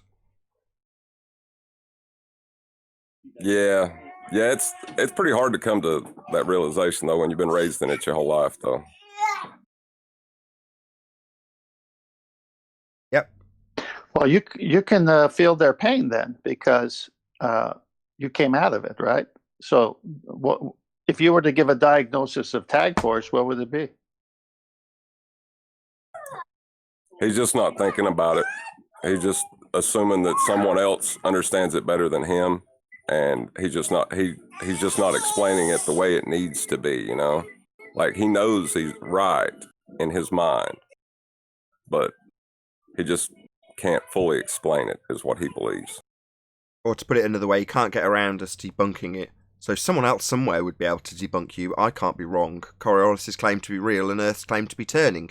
The fact that I'm denying it turning underneath a pendulum 3 times and then you're pointing out that that's exactly what's claimed to happen just means I can't explain it well enough. Not that it's wrong. That's fundies. In this case, fundies with a disease. He's a victim of proof reverse engineering, because he is now at the stage, him and that other guy, Mike Fox, and whoever else was at it, they're all, and including the main people like Schema and Dan and all this, they're all in this position now where they're trying to prove to us something that they were under the impression and are under the impression has already been proven. They don't realize that it's just been a claim, and a claim that came before any proof. So they're trying to reverse engineer the proof, and there isn't any there. So they're stuck trying to tell us you won't see it turning. There isn't a geometric horizon. You know, all this kind of nonsense. You know, that's what's wrong with them. Yeah, I agree. That looking into something they've assumed is correct to begin with, we point out how it has a contradiction in terms attached to it in the case of Earth turning underneath pendulums, gyros, bullets and footballs, as claimed by Neil deGrasse Tyson. You've got it turning underneath aeroplanes, and the blimp watching the game hasn't got Earth turning underneath it, but Neil deGrasse Tyson's claiming the ball has. Well, both would exhibit a not actual deflection from the stand, as Earth turned underneath the blimp. But it doesn't. And if it did, you'd have flights with massively reduced flight times. Well, obviously those things don't happen, so you've got a contradiction. So, like with the guy in chat, you defer to, well, someone's got an explanation for it. Because obviously you can't be right. I assume I'm correct. I'm told I'm correct. It's the standard global rhetoric. Therefore, you're wrong, I'm right, even though you've defeated my argument and I've contradicted the claim that Earth turns underneath a pendulum 3 times in a row. That doesn't matter either. The fact that I'm completely contradicting and debunking our own claim on our side of the globe, you tell me how a ball should drift. Why? I'm not claiming it. I don't need Coriolis. I don't need reference frames. You and your reference frames are ruined. That's your problem, not mine. Sounds like a permanent state of cognitive dissonance when you argue both sides. Well, the thing about it is that if you ask them to show you a physical demonstration of Earth-based Coriolis effect, what are they going to show you? What can they show themselves? I mean, what are they going to come up with? They're going to come up with some data that's based on calculations, that's based on beliefs, that an airplane has to account this much for this much Coriolis at this latitude. You know, that's kind of rubbish. And it's all based back to a lot of calculations. They can't show you. Sorry, Adam, go on. They've only got field goals left, mate. That's it for a practical demonstration. But that isn't, as far as I can see. Hold on, Brian. But what you've just described was actually the bait and switch they utilise. So deflection from the ground as you turn underneath. That's Coriolis. That means to see Coriolis, you've got to be on the ground observing something as you turn. That's the underlying premise of the not actual drift experience. You've got to be turning underneath. Well, when they start describing how a plane would account for... No. That's not Coriolis. Coriolis is you turning underneath it. So them justifying what happens to the bullet was exactly what the guy in chat immediately opened with. Well, does the ball actually curve or not? Well, who cares? It's you turning underneath that gives you this effect, and you're saying that isn't what Earth does. So Earth isn't turning underneath is their line of attack. Okay, well, welcome to Flat Earth. If you're going to detail the projectile, you're no longer detailing you turning underneath. And if you're detailing the projectile because you're justifying us not turning underneath, then we're not turning underneath. Precisely what is required to have Coriolis. So they take it to the projectile. And Coriolis isn't describing any actual trajectory of any projectile. It's describing its not actual trajectory as you turn underneath it. So, yeah, talk all day about a plane can account for something not actually drifting as you observe it from the ground. It's nonsense and isn't Coriolis. No, exactly. It's sloppy. That's exactly it. They cannot show a rotating Earth. They cannot show that far. They cannot show a plane appearing to deviate. They cannot show a football appearing to deviate. All they can do is calculate data based on a belief. So if they have to show themselves any kind of a physical demonstration of what they're claiming is the Coriolis effect, what they're calling a Coriolis force, they're not even saying the word pseudo before the force, then all they can come up with is data that's based on a belief about what would happen at a latitude if a plane was going in this direction at this speed. You know, this is all they got. You know, they can't show it because it's not real. Now, it is real, it's a real effect, but the Earth is not involved in it. Yeah, you can see Coriolis effect on a roundabout, like with my example of 3 people. 2 are throwing a ball over the top of a roundabout. 1 is watching the ball seem to curve as he turns underneath. Well, the ball, moving in a straight line over the top, is irrelevant of the effect being described. The effect comes from the guy turning underneath watching the ball do something it's not really doing, looking like it's curving away. It's not.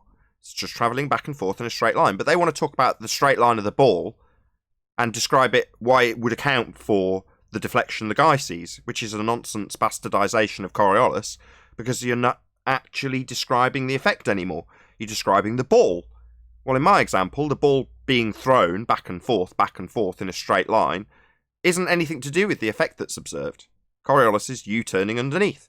The very thing they've got to deny, because Earth doesn't demonstrate that effect. I was a bit flippant earlier, but that is the only one that they describe it correctly. They're binning and trying to convolute and disguise, like with today's show, with the gyroscopes, with pendulums, with airplanes. The only one, as far as I can see, where as the field rotated under the ball after it had been kicked, that's still a correct description.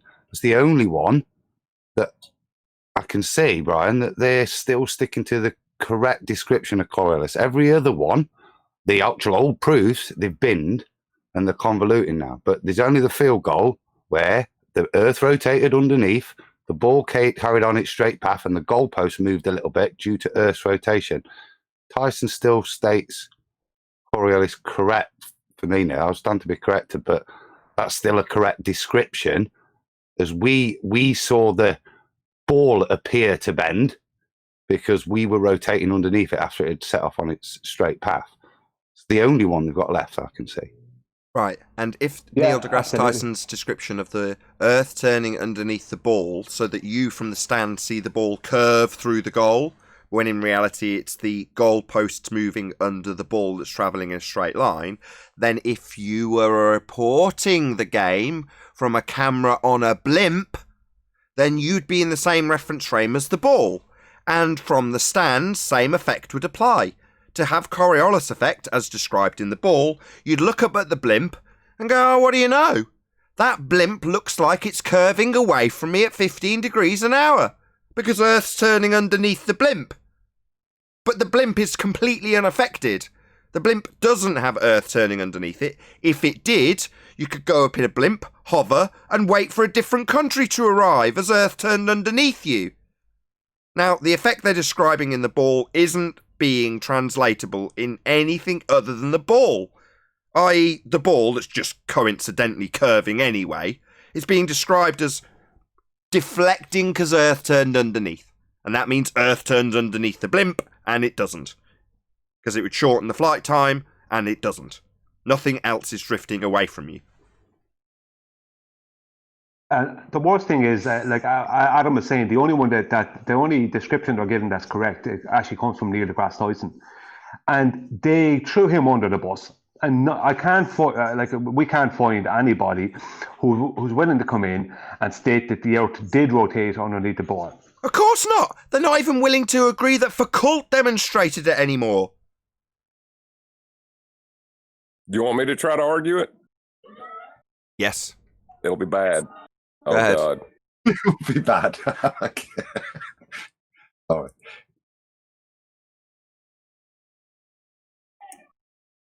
Was that it? That was quick. No. Yeah, as that was clever. As the ball made contact. Hold on. As the ball made contact with the second reference frame, the deviation is expressed in a slight curve. Okay, same question as last time. An actual curve of the ball or a perceived curve from the stands as you rotate underneath it? Oh, it was just perceived. So its actual path was straight. So the ball travelled in a straight line, but the goal moved underneath because Earth rotated underneath the blimp watching the game. Right? Yeah, I see. It's horrible.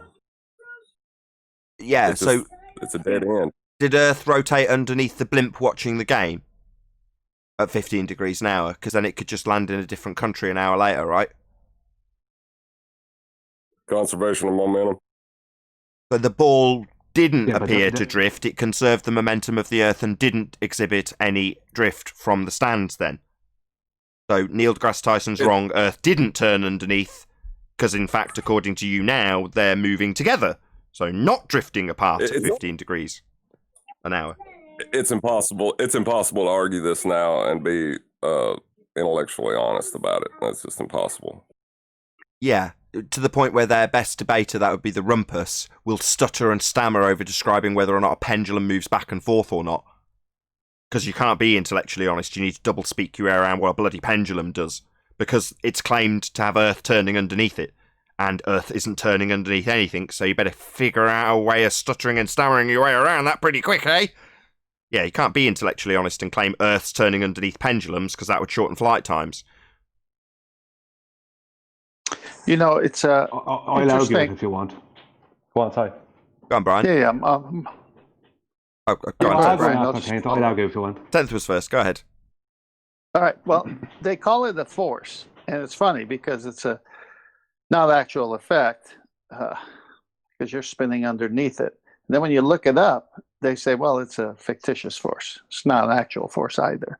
So I think part of the trickery to trick the normie, or most people, is to apply the word force to it. Now, when we're the ones that should be moving underneath the object, and it appears to be deflecting because we're moving on the non-inertial reference frame, where's the force? Why did they put force in there? It's a not actual force. So you see something happening that's not happening because it's an actual force occurring. I'll try and break this down. Do you want to go first, Brian? Then I'll break it down.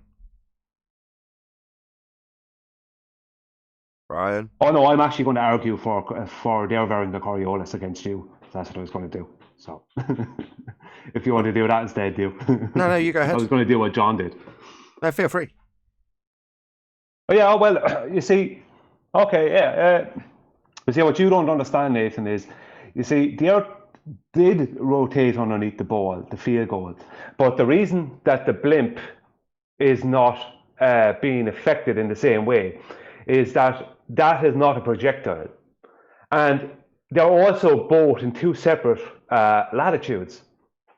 So, like, there's a lot of stuff going on here. Like, you just don't understand. That's about the size of it. I mean, I really don't know. I mean, I'm sick of explaining it to you. So you're saying that the Earth is not rotating underneath the blimp, then? No, see, the blimp is not a projectile, so it is carried along by the conservation of angular momentum. Whereas the ball is a projectile, you see, and they're both in two separate latitudes. So Earth is turning underneath a ball at 15 degrees an hour, but it's not turning underneath a blimp at 15 degrees an hour. That's a contradiction in terms. Not if you understand the conservation of angular momentum. Well, when you're claiming that we should have... Oh, use that in Discord. Something. Please, can you put yourself on mute? So, either you can have Earth turning underneath stuff not attached, so that you can see it deflect, or you don't. Now, all you're trying to do is exactly what the Globers do, which is to have your cake and eat it. But if you're saying the reason one does and one doesn't is because you're going to arbitrarily assign the word projectile to one and not the other, doesn't alter the fact that they're both supposed to be exhibiting 15 degrees an hour drift in your rhetoric of a globe. And if one is and one isn't, then you've just got a contradiction, not a requirement for semantics. You see, that is what I expected you would say, because you don't understand the conservation of angular momentum. If you understood the conservation of angular momentum and the difference between a projectile and powered flight, and why the latitude differences are important, then you'd understand that what we see is exactly what we should see on a rotating Earth. Okay, so does the angular momentum change at latitudes, or is it always 15 degrees an hour? It's always 15 degrees an hour. Well, that's that off the list then, so I don't need to concern myself about the latitude of the ball versus the blimp.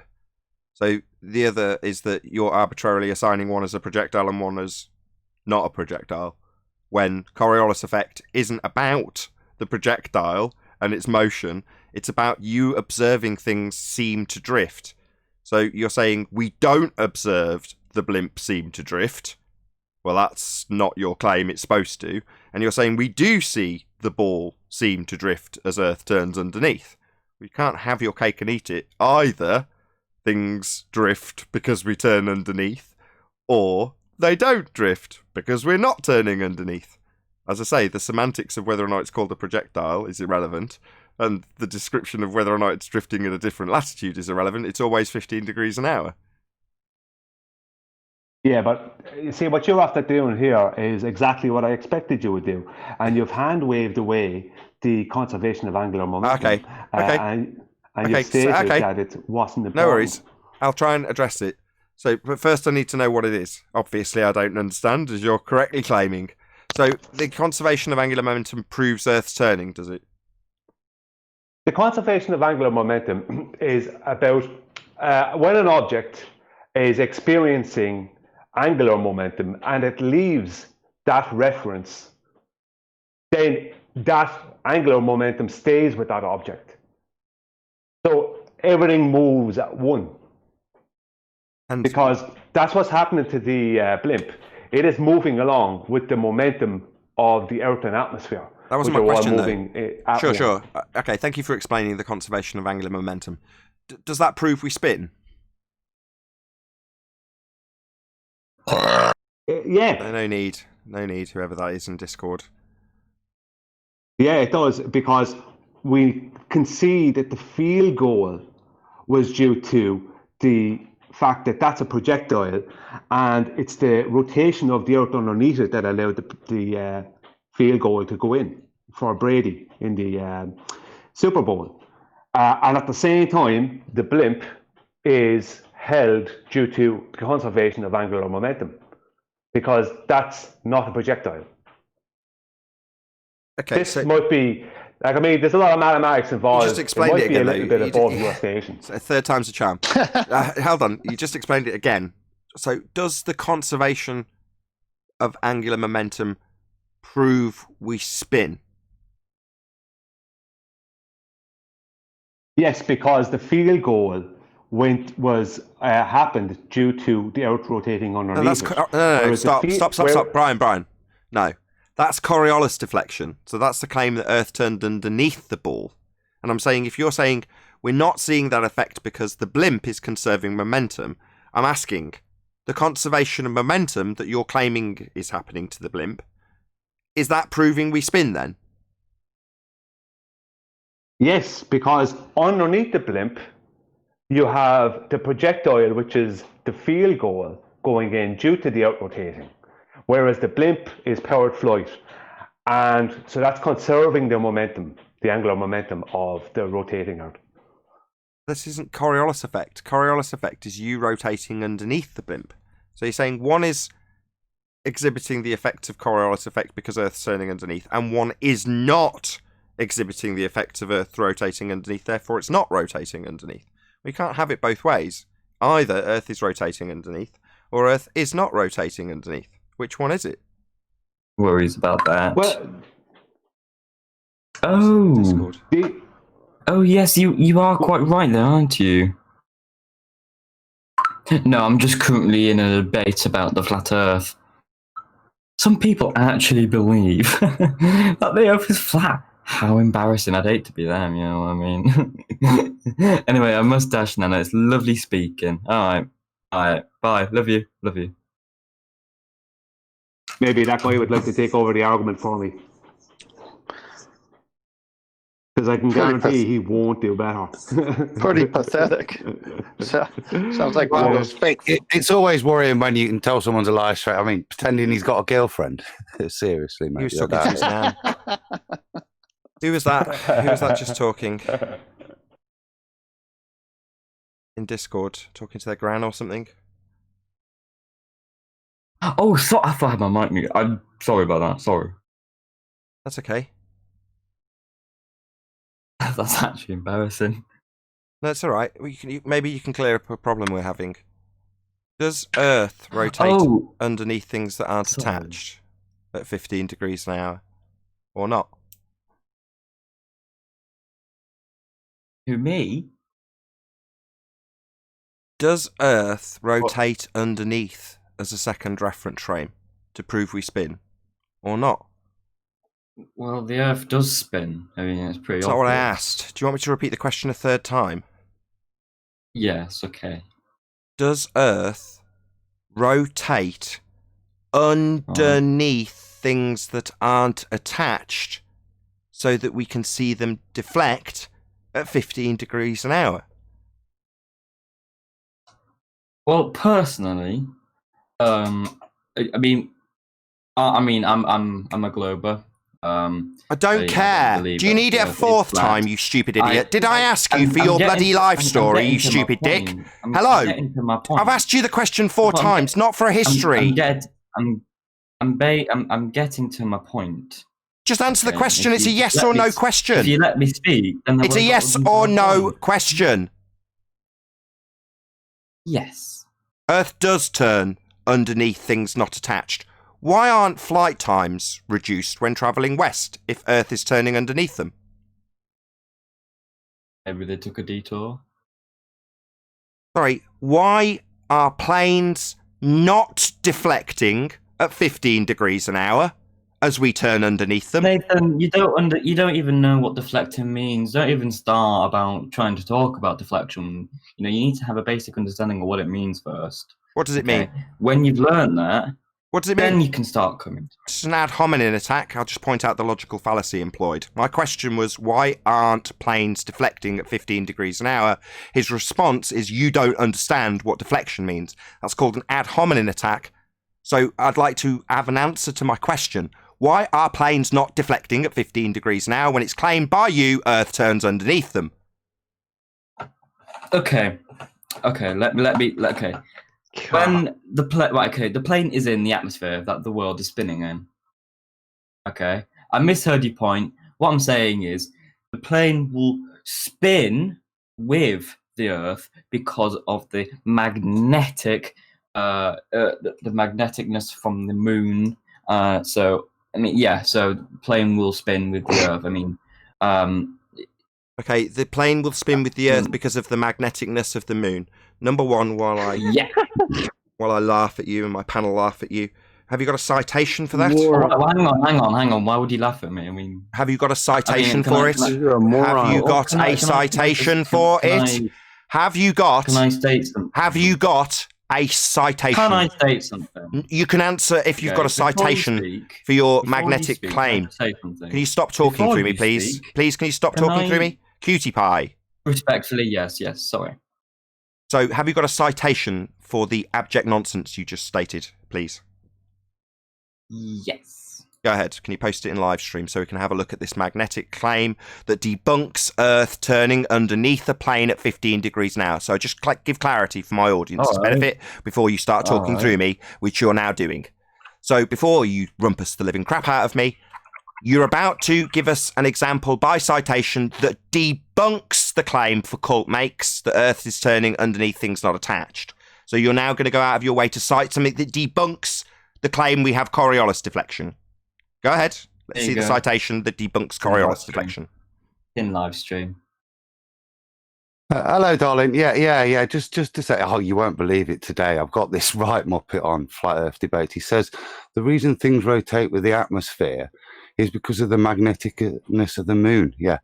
Okay, see you later. Love you, darling. Bye. That's just a bit offensive. Oh, shit, was I? Adam, I should have told you that you weren't muted, Adam. Sorry, everybody got to hear that description of this idiot. Okay. Why are you... Why are you stuttering, you stupid dick? Why aren't you telling us about how you're debunking for cult's claim Earth turns underneath a pendulum? Instead of that, you're stuttering and stammering and making bad jokes and pretending to be on the phone.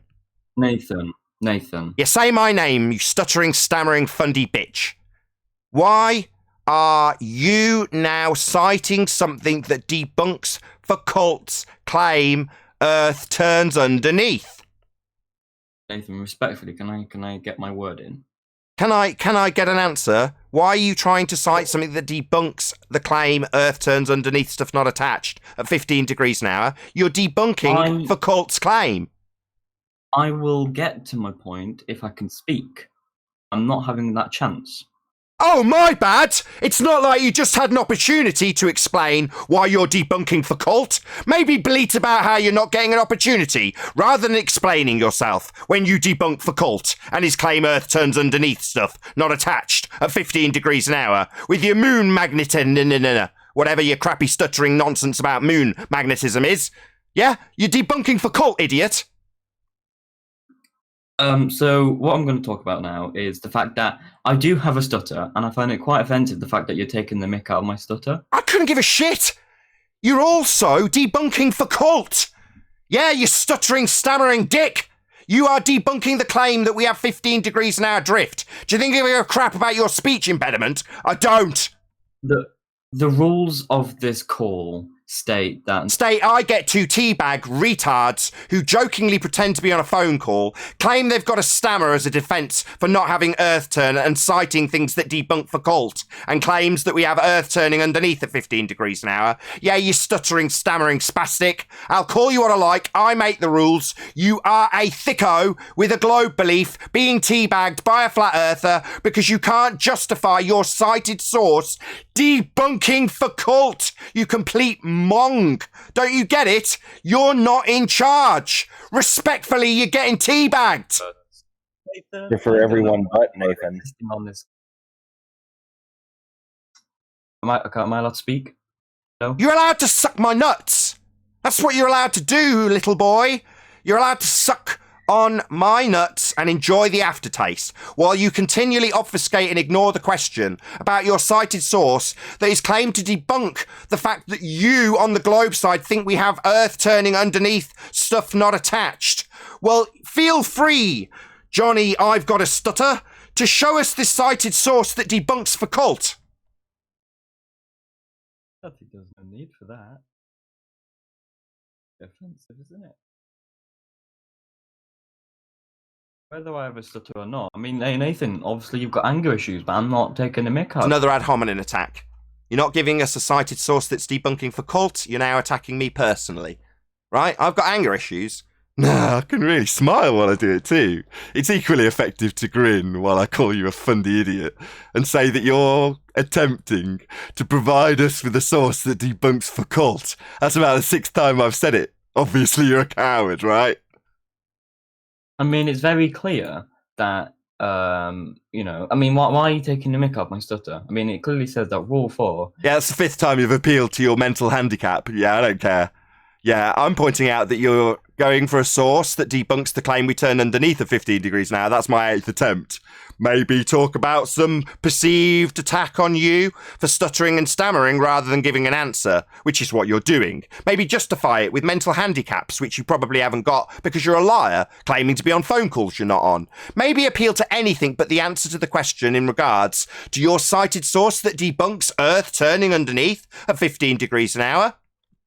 Nathan, you're taking this personally, all right? Oh yeah, obviously I'm taking this really personally while I ask you to justify Earth turning underneath stuff at 15 degrees an hour, something you're simultaneously denying. That's really personal to me. Yeah, this is obviously personal to me while you're attacking me personally and projecting that onto me. How am I attacking you personally? This is a debate. Oh, I don't understand this. That's a personal attack. I'm very angry about this. That's a personal attack. Yeah, I think you're pretty much projecting everything that you're doing directly onto me. It's a fairly typical attack method by fundies when they're asked questions like, why would you want to go and get a source that debunks the claim we turn underneath at 15 degrees an hour? You're debunking the claim that's supposed to prove Earth turns. Maybe you should avoid that 9 times and talk about a different subject. I think you just need to take a... You think you need to? That would be a personal attack then. So not an address to this claim that we have Earth turning underneath at 15 degrees an hour. Something you're now scrambling around to cite a debunking source that demonstrates that doesn't happen. Welcome to Flat Earth, by the way. But you're going to start talking about me and what I do. What, while telling me that I'm, getting angry? Personal attack number 5. Oh, you are. Oh, you. Yeah, and you aren't addressing my 10th rendition of the fact that you're trying to cite a source that debunks for cult in his claim that Earth turns underneath to prove we spin. Well, personally, he hasn't got a clue. I mean, I do, but just Nathan is just being a little bit. So another personal attack on me? Not an answer to the 10th rendition of this cited source that you've put in live stream that apparently is debunking the claim we turn underneath at 15 degrees now. Maybe talk about me for the 7th time. You bloody coward. It's getting boring now, Nathan. What, you not answering my question and just constantly attacking me personally? Yeah, very boring, you fundy twat. I just don't have time for you. You don't have time? Well, why are you here? Attacking me personally rather than answering the question that you're here to debunk? You're here to debunk for cult, right? Go and get your source that shows we don't turn underneath at 15 degrees now. Or maybe attack me personally for the 8th time. When you've attacked me multiple times about my stutter thing. Yeah, stutter rather than answer. What you did was stutter and stammer. What you didn't do was answer the direct question put to you about your scrambling to get a cited source to debunk the claim we turn underneath at 15 degrees an hour. That's when I pointed out that rather than a response, what I actually got and was recorded was you stuttering and stammering. That's a statement of fact.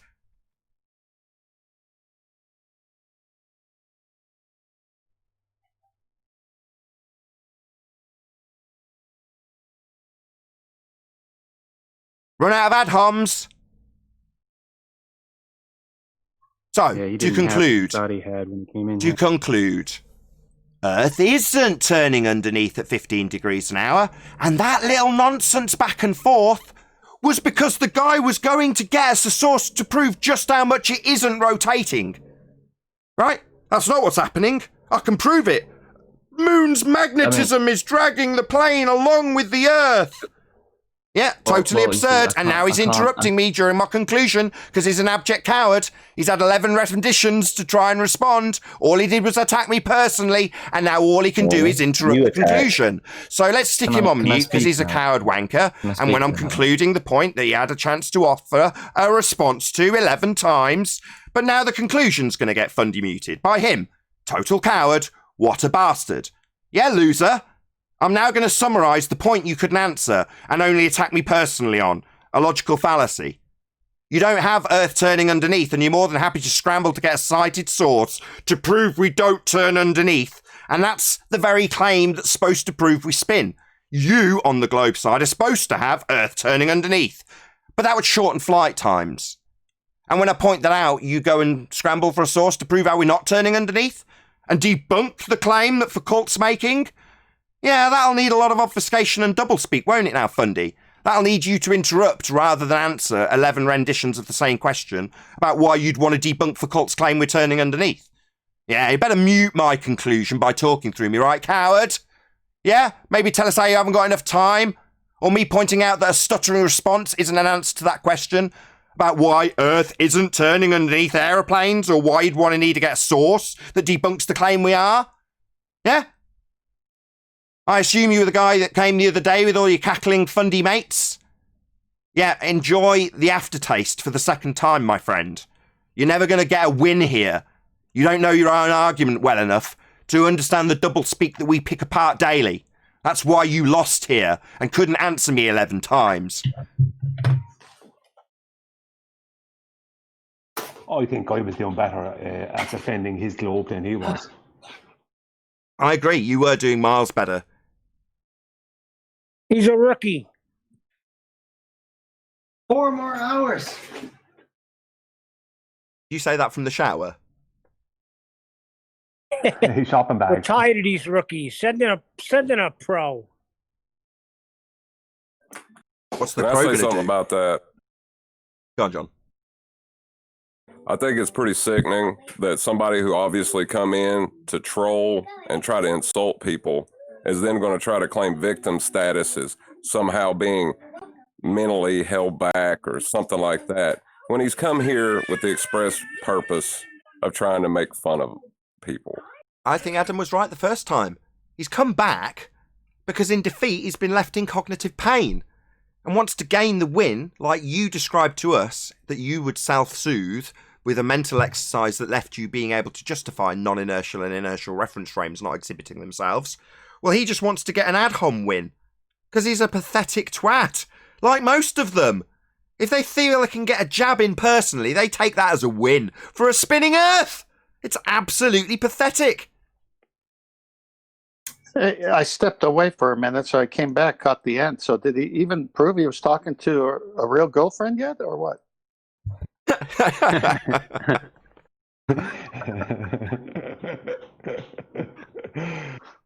No, we are certain that wasn't true. When he spoke about the sorry.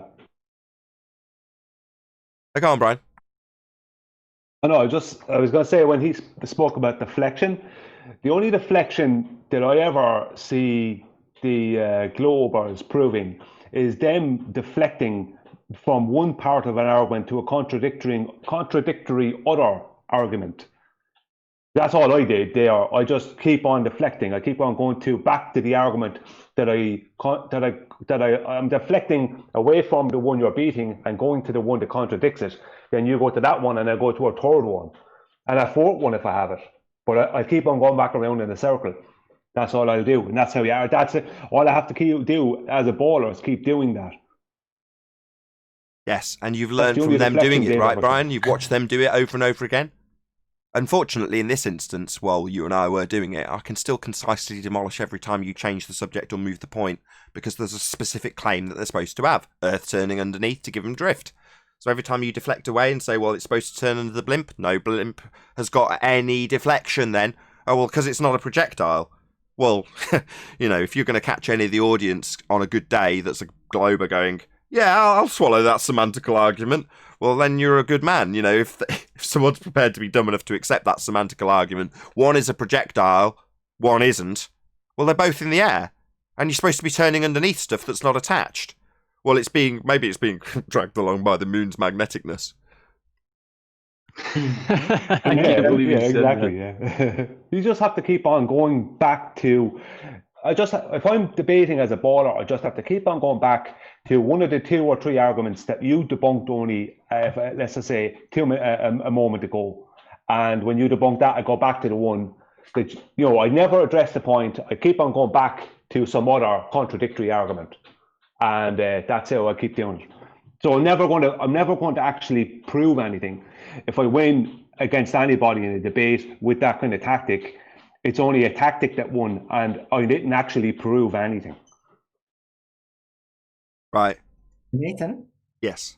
Before you round out the show, because I don't know if you were, but I think I found a solution based on research to the Coriolis virus.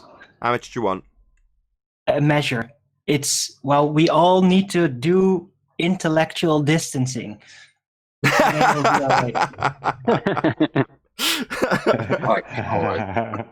I think that's genius. Arwin, you are brilliant. So yeah, I think that's the way these people can survive the Coriolis virus. You need to exercise intellectual distancing.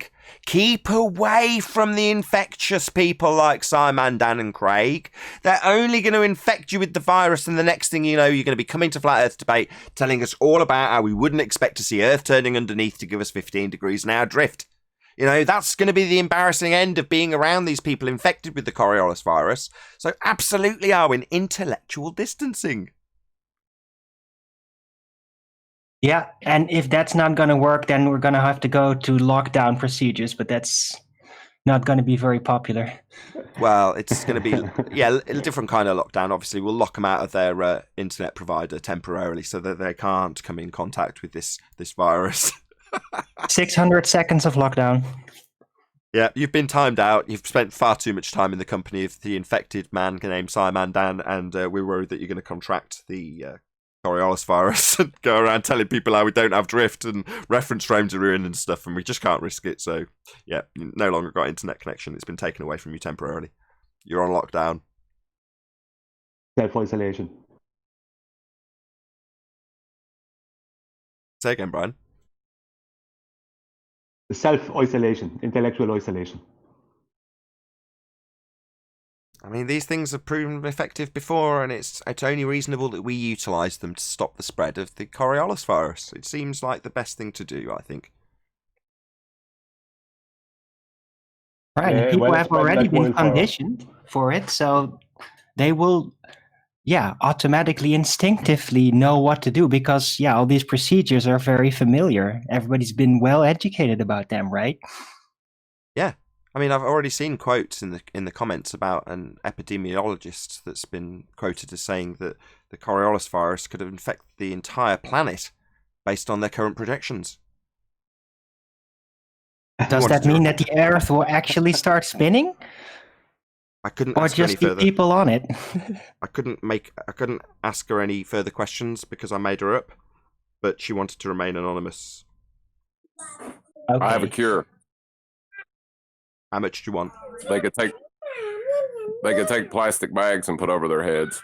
That's a bit extreme. That's a bit extreme, isn't it? Yeah, you can also just settle for plastic water bottles. So I was going to say, those types of things are very hard to come by these days, and you'd have a job suffocating someone with a bag for life.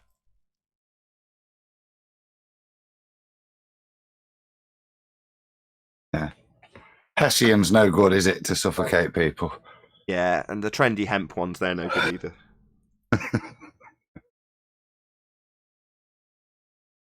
Well, maybe they could transit by going around inside of a plastic ball. You know? Might give some comfort relief too. Being in a ball and all. I was going to say that's back to the description at the beginning of the show about Ready Player One. That's what they want, right? We could all live in a little internet bubble. I think we're all missing it. The cure is right here. Stay tuned. Nathan Oakley, 1980. That's how you get cured. And with that, I'm going to say a huge, massive, enormous thank you to both Discord and G Plus panels for making today's after show possible. And of course, a massive thank you to all of you in either Nathan Oakley 1980 or Nathan Oakley Premiering streams for hopefully smashing the super chat, liking, commenting, sharing, subscribing, and all that good stuff. Be sure to check out nathanoakley.com and the Flat Earth Debate Forum to keep up to date with the community debate. Also, subscribe to all 3 channels linked in the comments section. I've been Nathan Oakley, and I'll see you all in the next video.